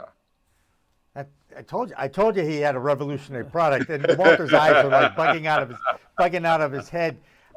It's great that you've got this product, and one of the things I keep harping on when it comes to the cannabis industry is this socially responsible capitalism, that everybody who's in it really wants to not just get in to make money and be successful, but to really impact the world from a positive perspective. And I bring up solar power here. There's only one dispensary in Massachusetts that is solar therapeutics down in Somerset, right? Yes. And I love, in fact, I'm not going to be the grand poobah of the cannabis industry, but I'd love to see more dispensaries using solar to grow, because that's one of the biggest operational items is the cost of electricity of these Especially indoor here in New grows. England. Especially here in New England, because you got to grow it indoors, because you got July and winter these days, because of climate change and what have you here.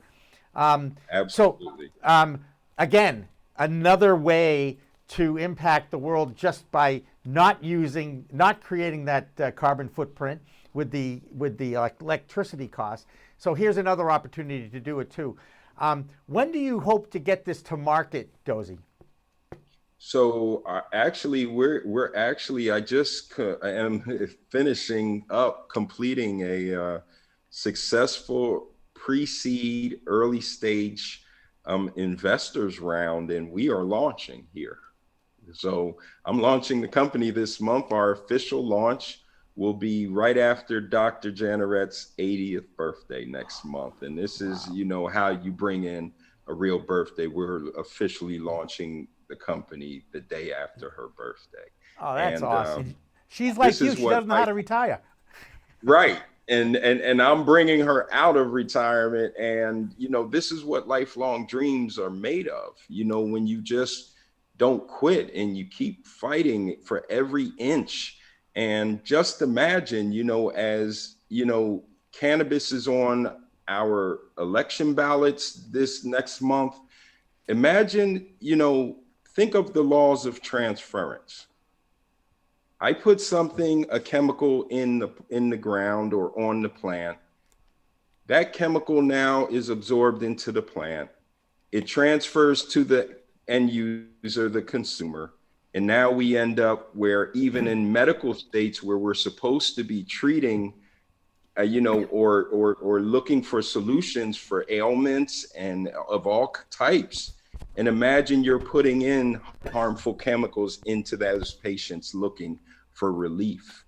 Imagine if you could just give them a plant that you knew was just nothing but Mother Nature's finest. No chemicals that have residual effects. That these chemicals, once they enter your body, they enter into your organs, your liver, your kidneys. They get into your bloodstream. That's how we have all these new diseases that we didn't have 100 years ago.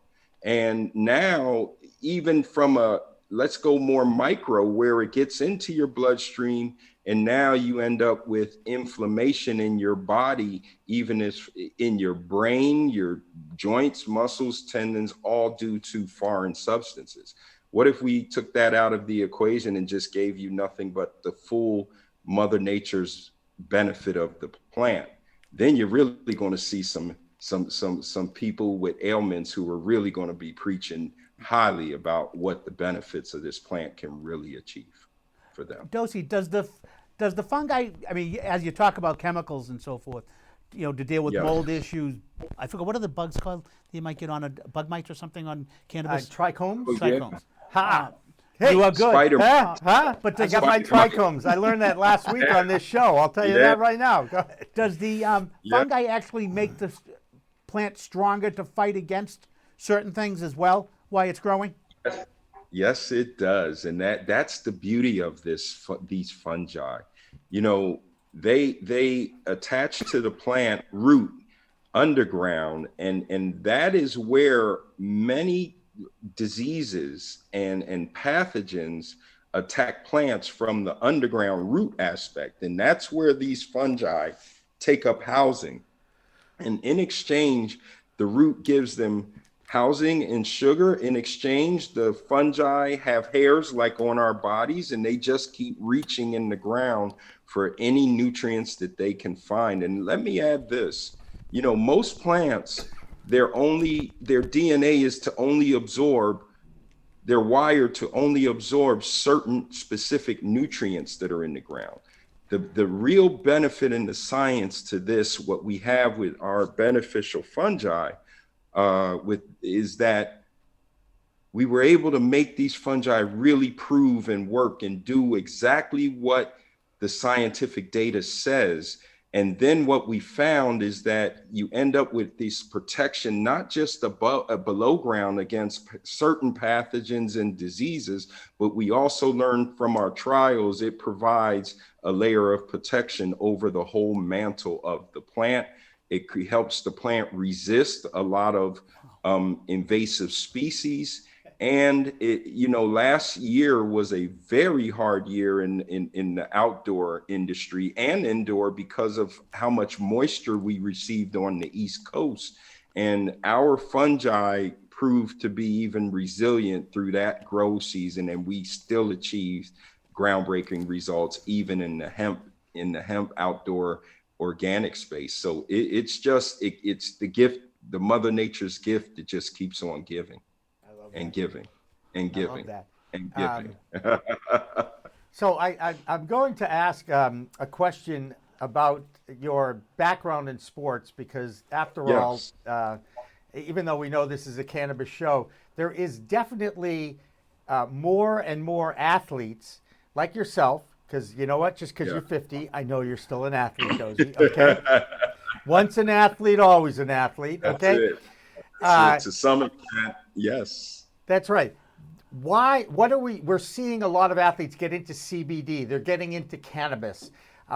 This is a ongoing development as part of the whole green rush that is the cannabis world. Who do you know, or how, besides yourself, that's out there? I mean, have you come across, Marvin Washington, I believe Leonard, the Giants guy.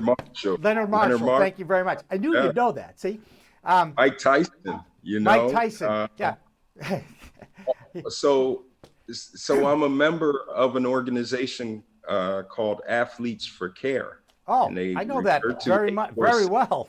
That's a great organization. Yeah, so I'm one of the members, and it's just phenomenal to see all these professional athletes, former professional athletes.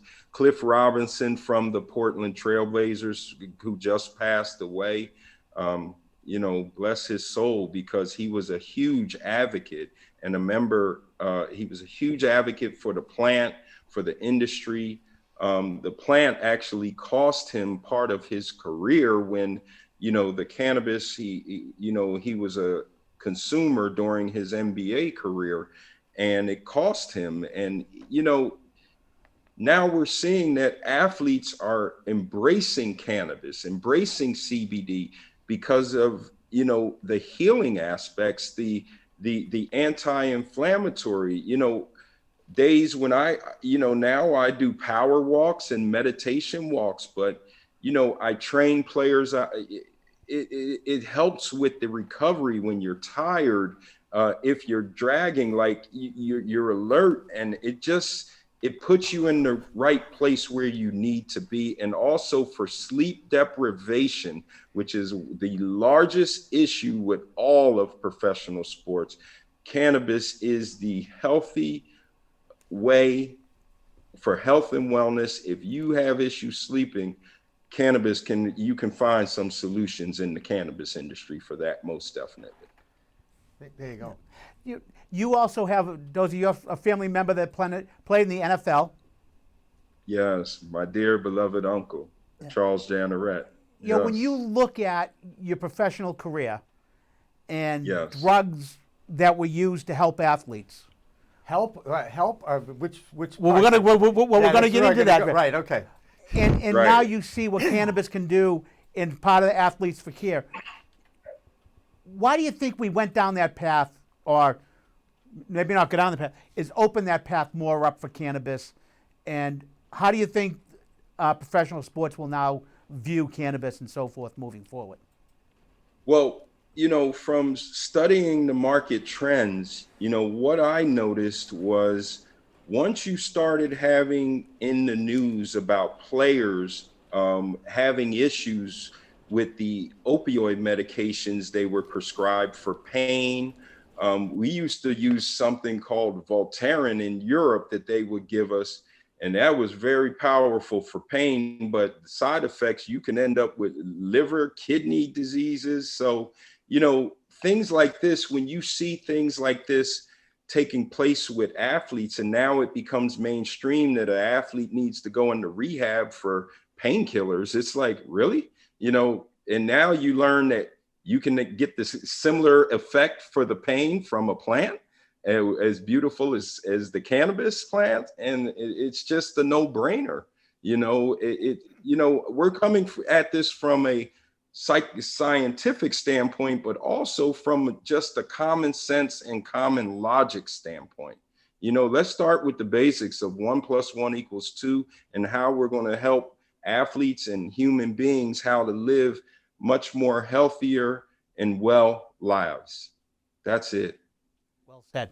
It's awesome what's going on in this world, and I love the opportunity that a lot of the athletes are using, whether it was in the NBA bubble or the NHL or the EPL in Europe. You know, COVID has been a very devastating, had a devastating effect on our world in so many ways. It's touched so many people. And, you know, I do think that good always overcomes bad and good over evil. And now I do think that there's a movement now where people are embracing diversity and recognizing what we've done to the black man in this country and how the role that cannabis has had throughout our history with this. And yet the biggest change can happen within the next few weeks if everybody takes time to vote in probably the most important election of my time. And I'm older than everybody in this room. I'm 63, so I get to say that. You know? That's it. And I swear, Dozie, I swear I still have athletic. I missed a spill of hot coffee the other day, and somebody said to me, wow, you really get good reflexes. I was an athlete once, okay? That's it. Anyway, that's it. Well, do you think we're going to see lasting change because of what everyone has been through over the last 6-7 months, this whole year of 2020? Absolutely. You know, I study this market trend as well. You know, society on a whole is just stressed out right now because of this situation. Yeah. You know, cannabis helps with stress, you know, with anxiety. You know, I read an article where women right now, we have to be very careful about our women and female population who have a heavy burden during this pandemic because of, stereotypical responsibilities, gender responsibilities. And, these ladies, women are full days, children, work, trying to manage at home. Maybe one is at school, partial, and then they do everything that they would do even when they come home from work, and then that's like another part-time job or full-time job. So we have to be very careful about, taking it down to the humankind and mankind standpoint. And if we start from there,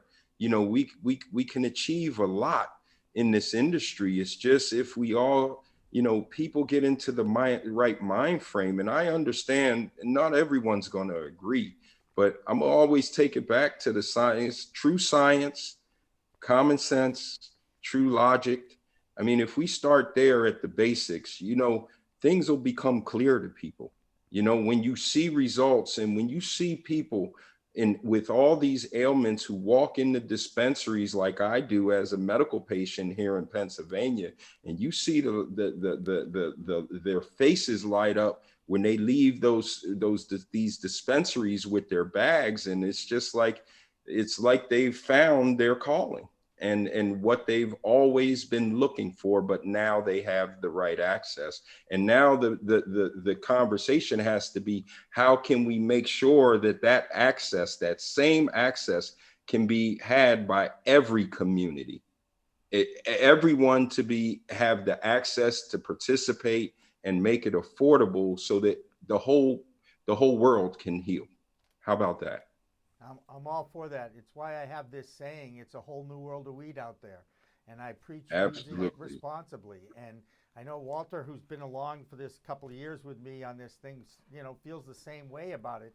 And I really salute you. And I cannot wait to talk to you about basketball because the outside in game has disappeared. It's now an inside out game. That three-pointer has destroyed what was a beautiful game to watch.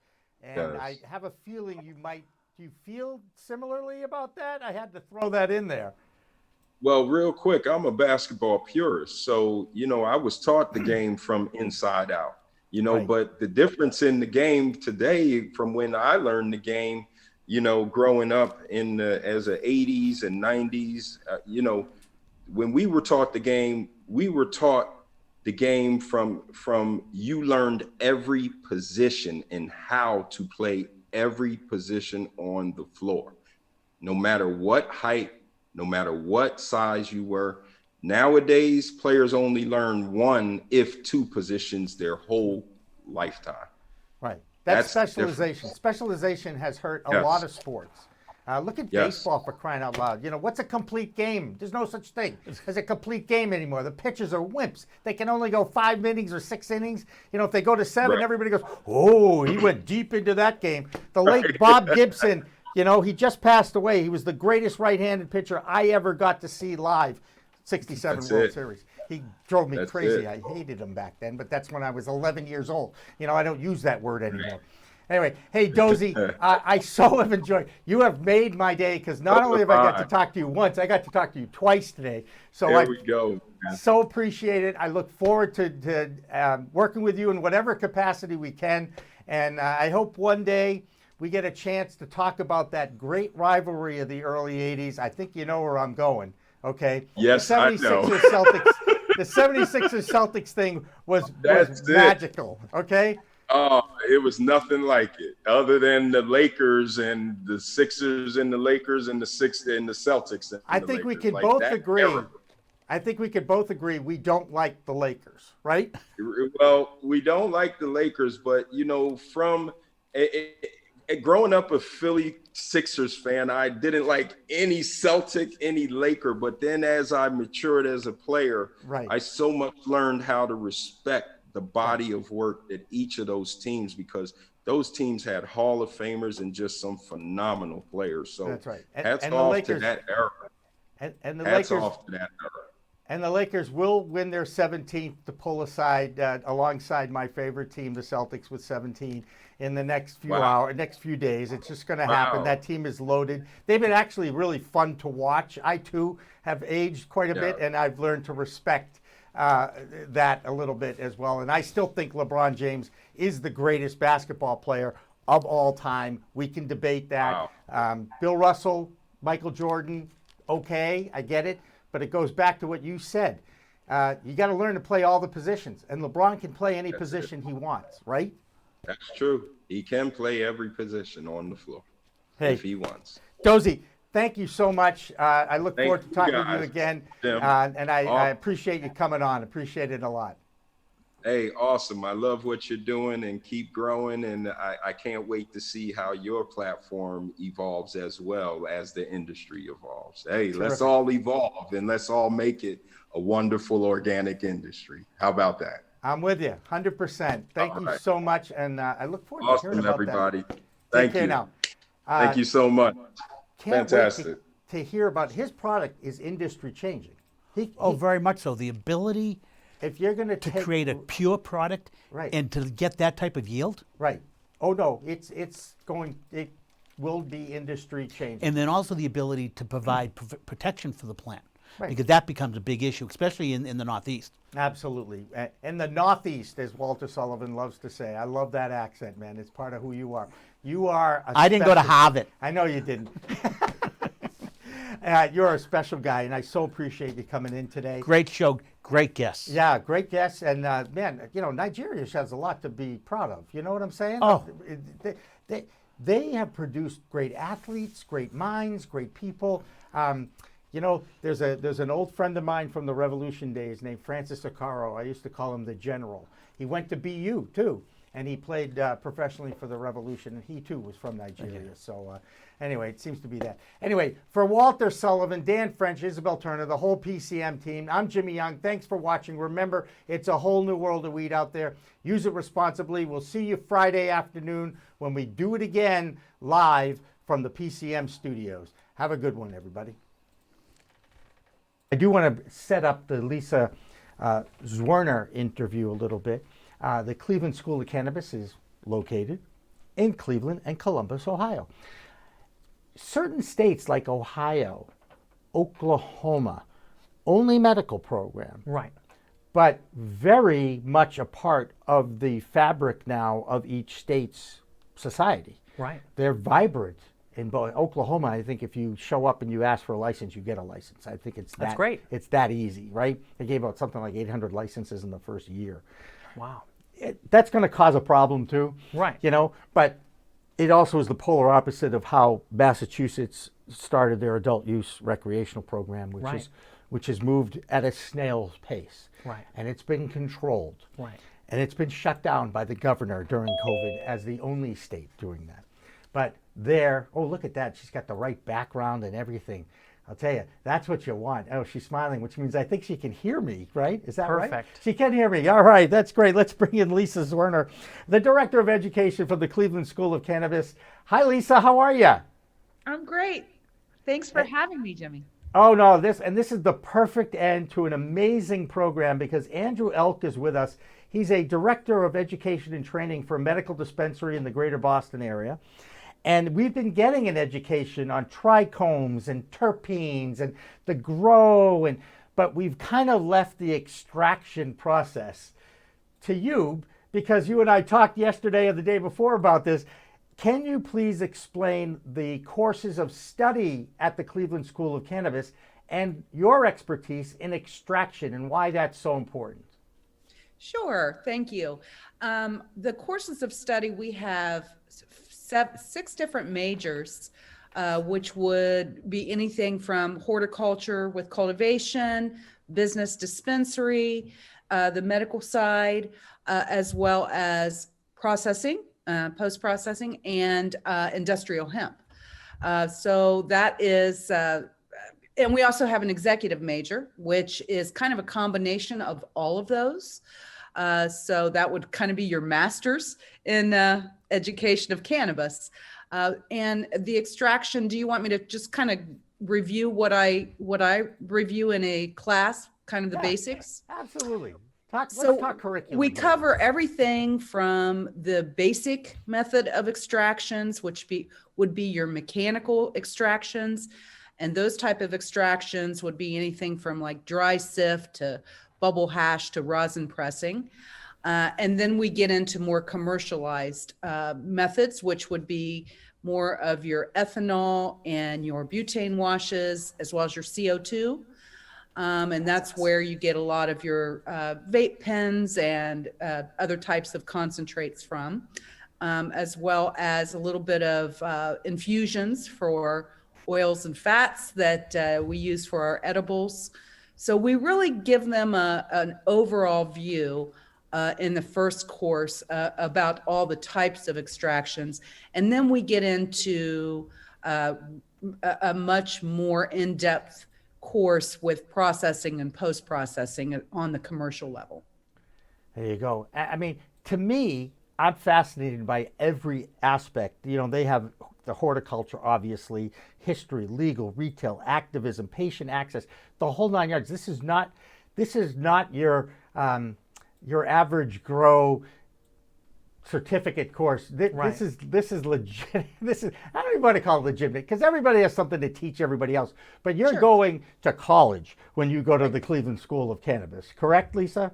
Yes, we are a state accredited institution. So you will be getting a certificate of completion at the end, as well as job placement. We take this seriously. So we take the student from the beginning in education and then try to get them placed into an Ohio facility. And now we're branching out into the US with our online program.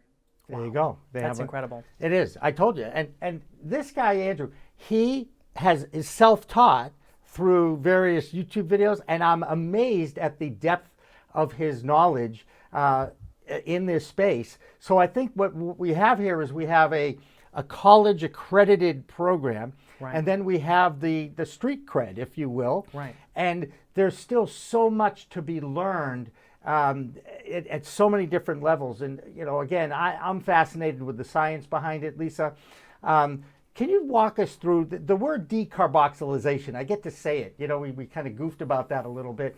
But this is the process that you're able to take a flower and then extract the chemicals from the flower, correct? Yeah, so decarboxylation actually is where you are taking the compounds from the flower, which are THCA, CBDA, CBN, you know, those products from the flower. And what you do through heat, oxidation, light, there's different forms that you can actually decarboxylate the compounds, and it takes off that carboxyl group, that acid group, which is that A on the end, and turns it into a form like THC and CBD. So it drops the A off. Now it is the THC is euphoric, where THCA is not. And that just to think from you know, the layman's terms, when you are physically rolling a joint with flour that has THCA and CBDA in it, you have to light it, you have to heat it for those compounds to accelerate into a form that gives you the euphoria or medicinal properties that you need.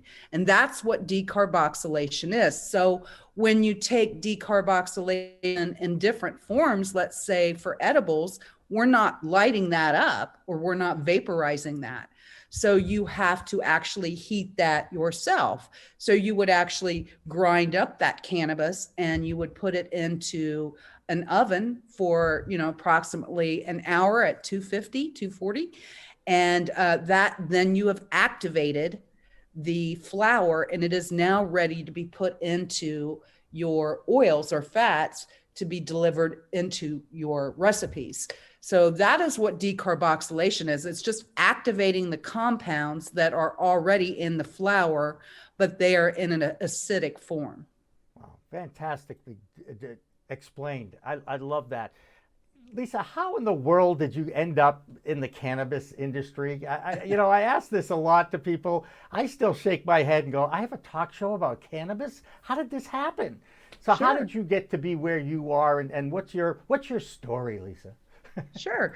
Well, I actually started out with some family members that was trying to get off, or not necessarily get off, but have back off of some medications that were giving them side effects. And so I first started out growing. And like your other guests there, I watched some YouTube videos. And that's at the time, back then when I started, it was the only available source. You might be able to go buy, a book, but you were definitely worried somebody was following you out and following you home when you bought that book. So we went to the YouTube and we started watching some different growers, show you the beginnings and basics. And the first time you buy seeds for $100 and you try to sprout them, you're so afraid that, all that money is going to go down the drain if you don't do it right. So I watched a lot of videos. Then I moved into, once I got that growing down and was able to provide the medicine for my family, I learned about extractions. And again, I started on a social media platform on YouTube with Hash Church, which some people may be familiar with. It was with Marcus Richardson, and he is also BC Bubble Man, owns bubble bags. And he started an educational show about extraction. And so I started watching that every Sunday, got to meet him, had incredible conversations, became the moderator of the show, started, listening 4 hours every Sunday. So I had probably, I can't even imagine how many thousands of hours of cannabis education that I was receiving from that. And so that is what put me in a place to actually be able to teach extractions. I did it myself. I taught myself, but I also had a lot of mentorship through that. And then I started, with my own product. And I then started out breeding and got into the breeding business. And I have my own cultivar out there called Mama's Chili Bomb. I got that actually on the shelves, and right now LPs in Canada now are dispensing that medication to Canadian patients, and hopefully someday here in the US. And we, basically got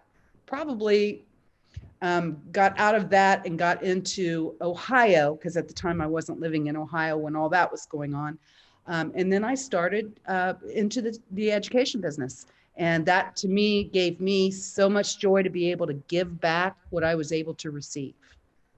That is why teachers do what they do. You're definitely, I think you're doing God's work for sure, no doubt about that. And it sounds fascinating on so many levels. I do want to go back to some of the courses of study at the Cleveland School. And one of the things you mentioned, and when I talked to Kevin Green, he brought this up as well. 70% of your graduates get placed into the industry. Is that accurate? Yes, that is accurate. So we tried to develop relationships with all of the cannabis industry within Ohio. And of course, it's very difficult to find employees that have education in cannabis. So that is something that obviously, they're looking for. It's a much smaller training program when you can, actually have someone that's gone through our courses. So we started, within the last couple years developing those relationships, and now we get calls constantly. We need 10 people. So we're trying to churn them out as fast as we can to be able to provide the industry with the needs that they have.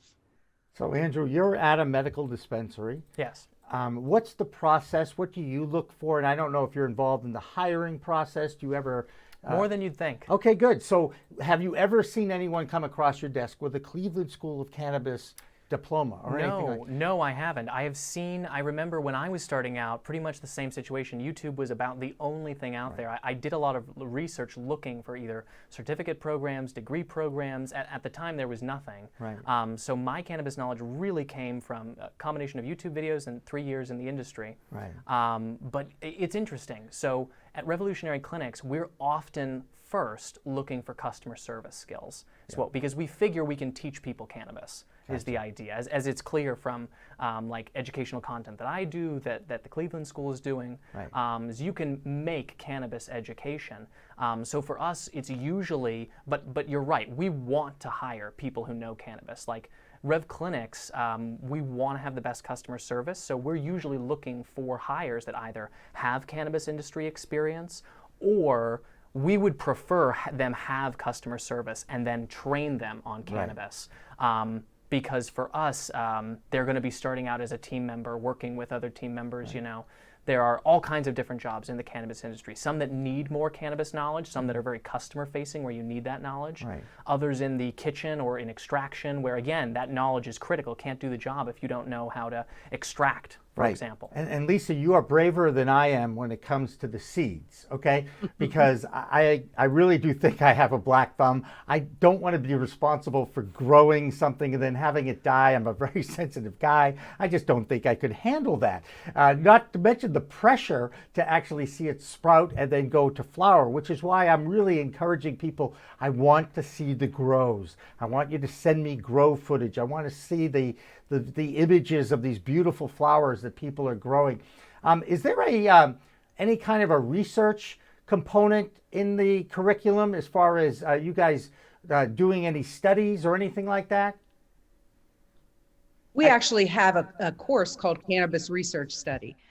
So we teach them not only about the research that has taken place, but how to go about, researching.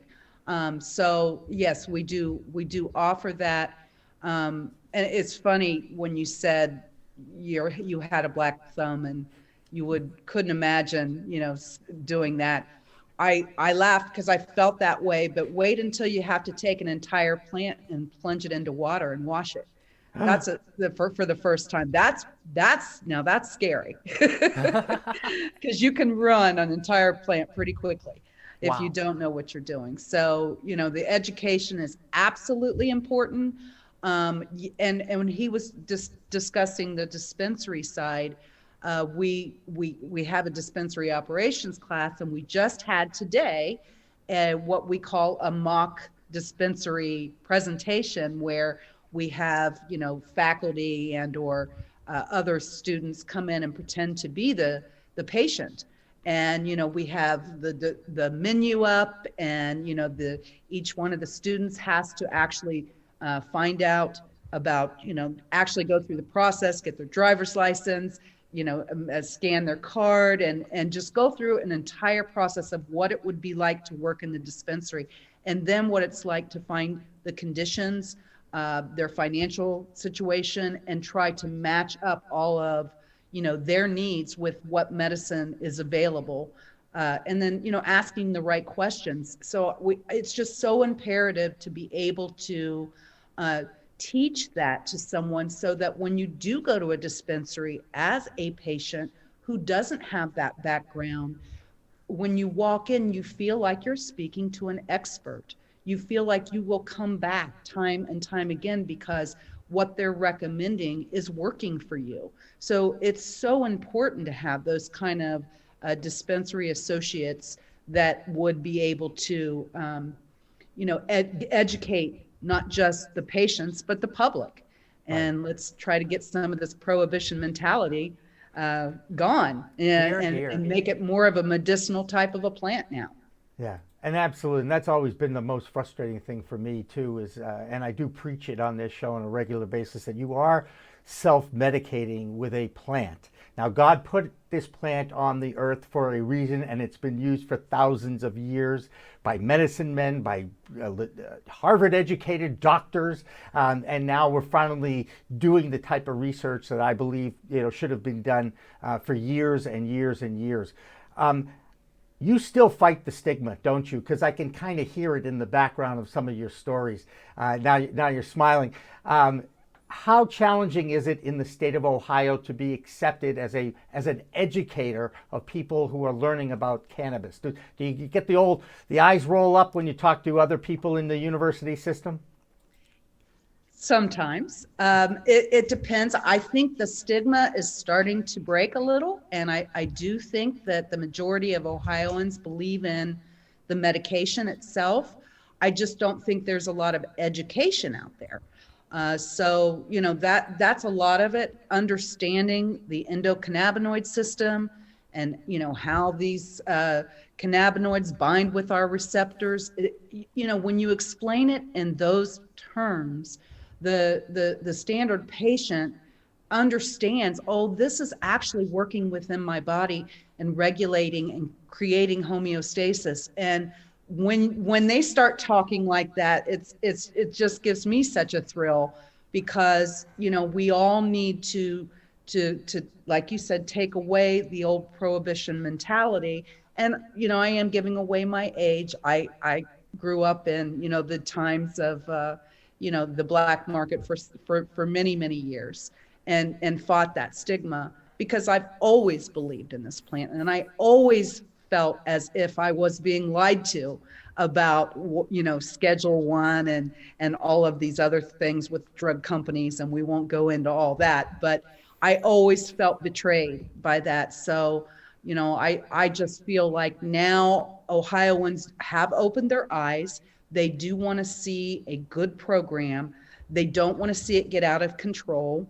They like it being regulated as a medicinal plant. So I do feel like it's going to be a long time before we see recreation in Ohio. But I do feel like what we have set in place is working very well. And I'd like to just continue to see that program grow.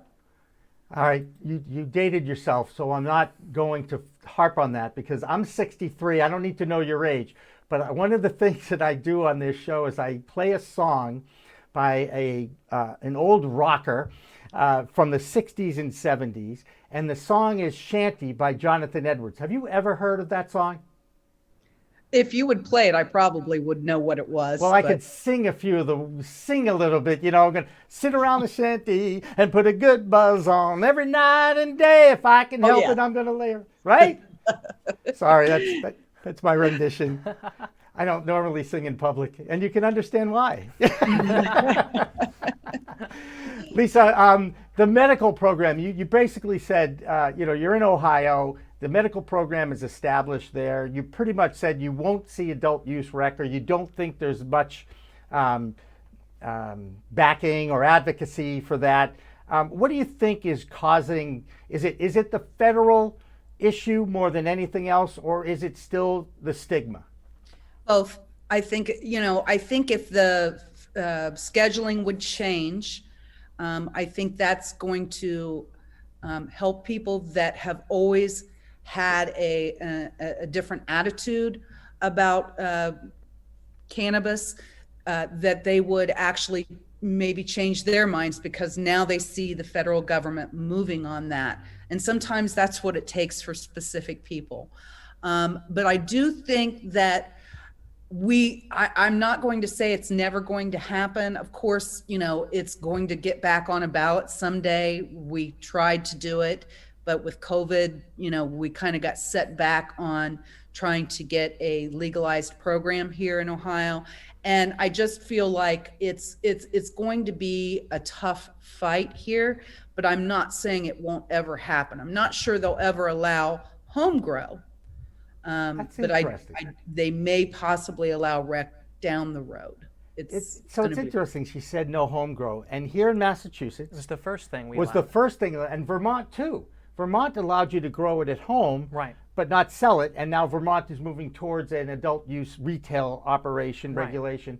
And in Massachusetts, they allow 12 plants if you have 2 adults in 1 dwelling. Right. Why do you think it is that they're afraid of the grow? Are they afraid like they're going to drive by fields of weed on the way to Miami U of Ohio or something like that?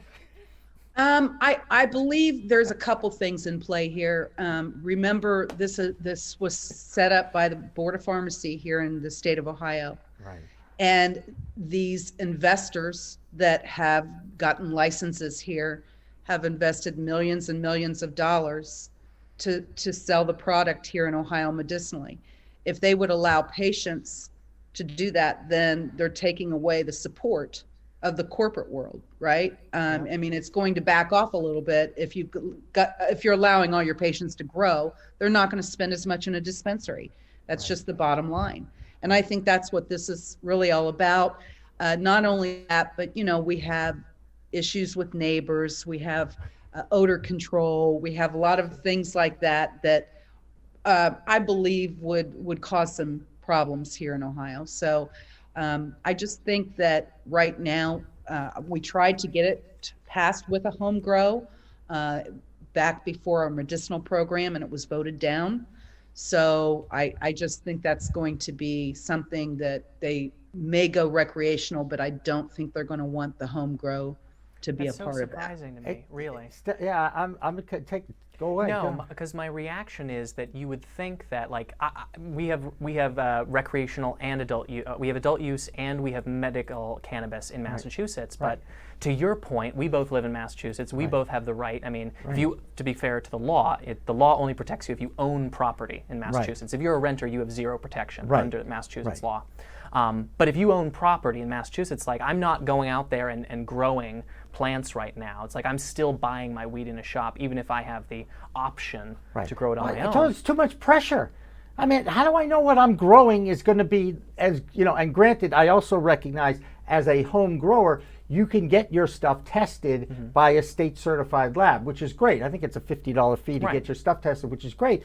But I mean, I can't imagine spending 14 weeks or 4 months with a plant, seeing it grow, seeing it flower, and then taking it to the testing lab and realize, oh, this is hemp. This isn't even THC based cannabis. Right, but imagine if the only way you could eat bread was if you had to grow the grain yourself, and you had I'd to go hungry. Exactly. But to Lisa's point, I think I agree with her very much that we won't see. If we don't see home grow before, it won't in Ohio. It won't come until you have recreational adult use, because it's really hard to swallow a pill. Like, okay, it's been decriminalized. You can get a medical card. You can buy it in a decriminalized shop, but you can't grow it in your own backyard. I don't see long term. I don't see that being enforceable.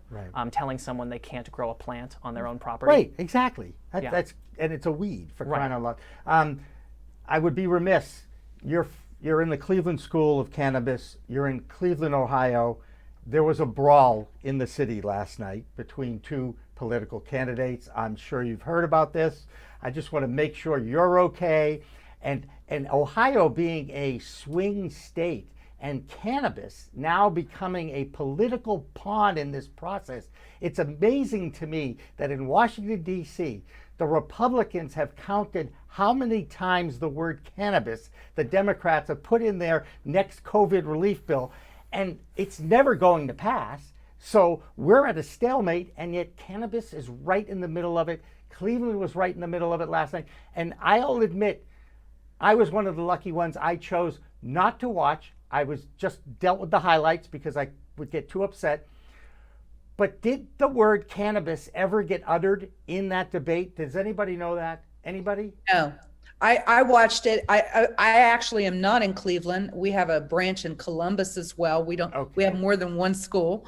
So I didn't get to see the brawl one-on-one, but I did not hear. And I often told myself and others at the school, all one of those candidates has to do is say that they're going to work with removing Schedule 1 cannabis from Schedule 1, and they would see a huge shift in votes. I just think that is a big winner right now on both sides.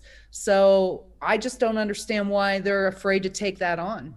Yeah, because they don't understand it. It goes back to education. It goes back to the stigma. They've been told one thing for 80 years. They can't beat it. Ridiculous partisanship is also a big part of this. We look at John Boehner, used to be former chair of the Senate, now has his own cannabis company, says, oh, well, some smart people told me some things. Well, I think there were a lot of people telling a lot of folks a lot of things before a certain point, but suddenly you walk away from a particular political party, and now it's okay to jump in bed with cannabis. I think that's a pretty two-faced. And I'm really afraid because getting rid of Schedule 1, Lisa, as you might know, Steve D'Angelo told me this, and Steve is pretty connected, as you might know, Sure. with the cannabis community in California.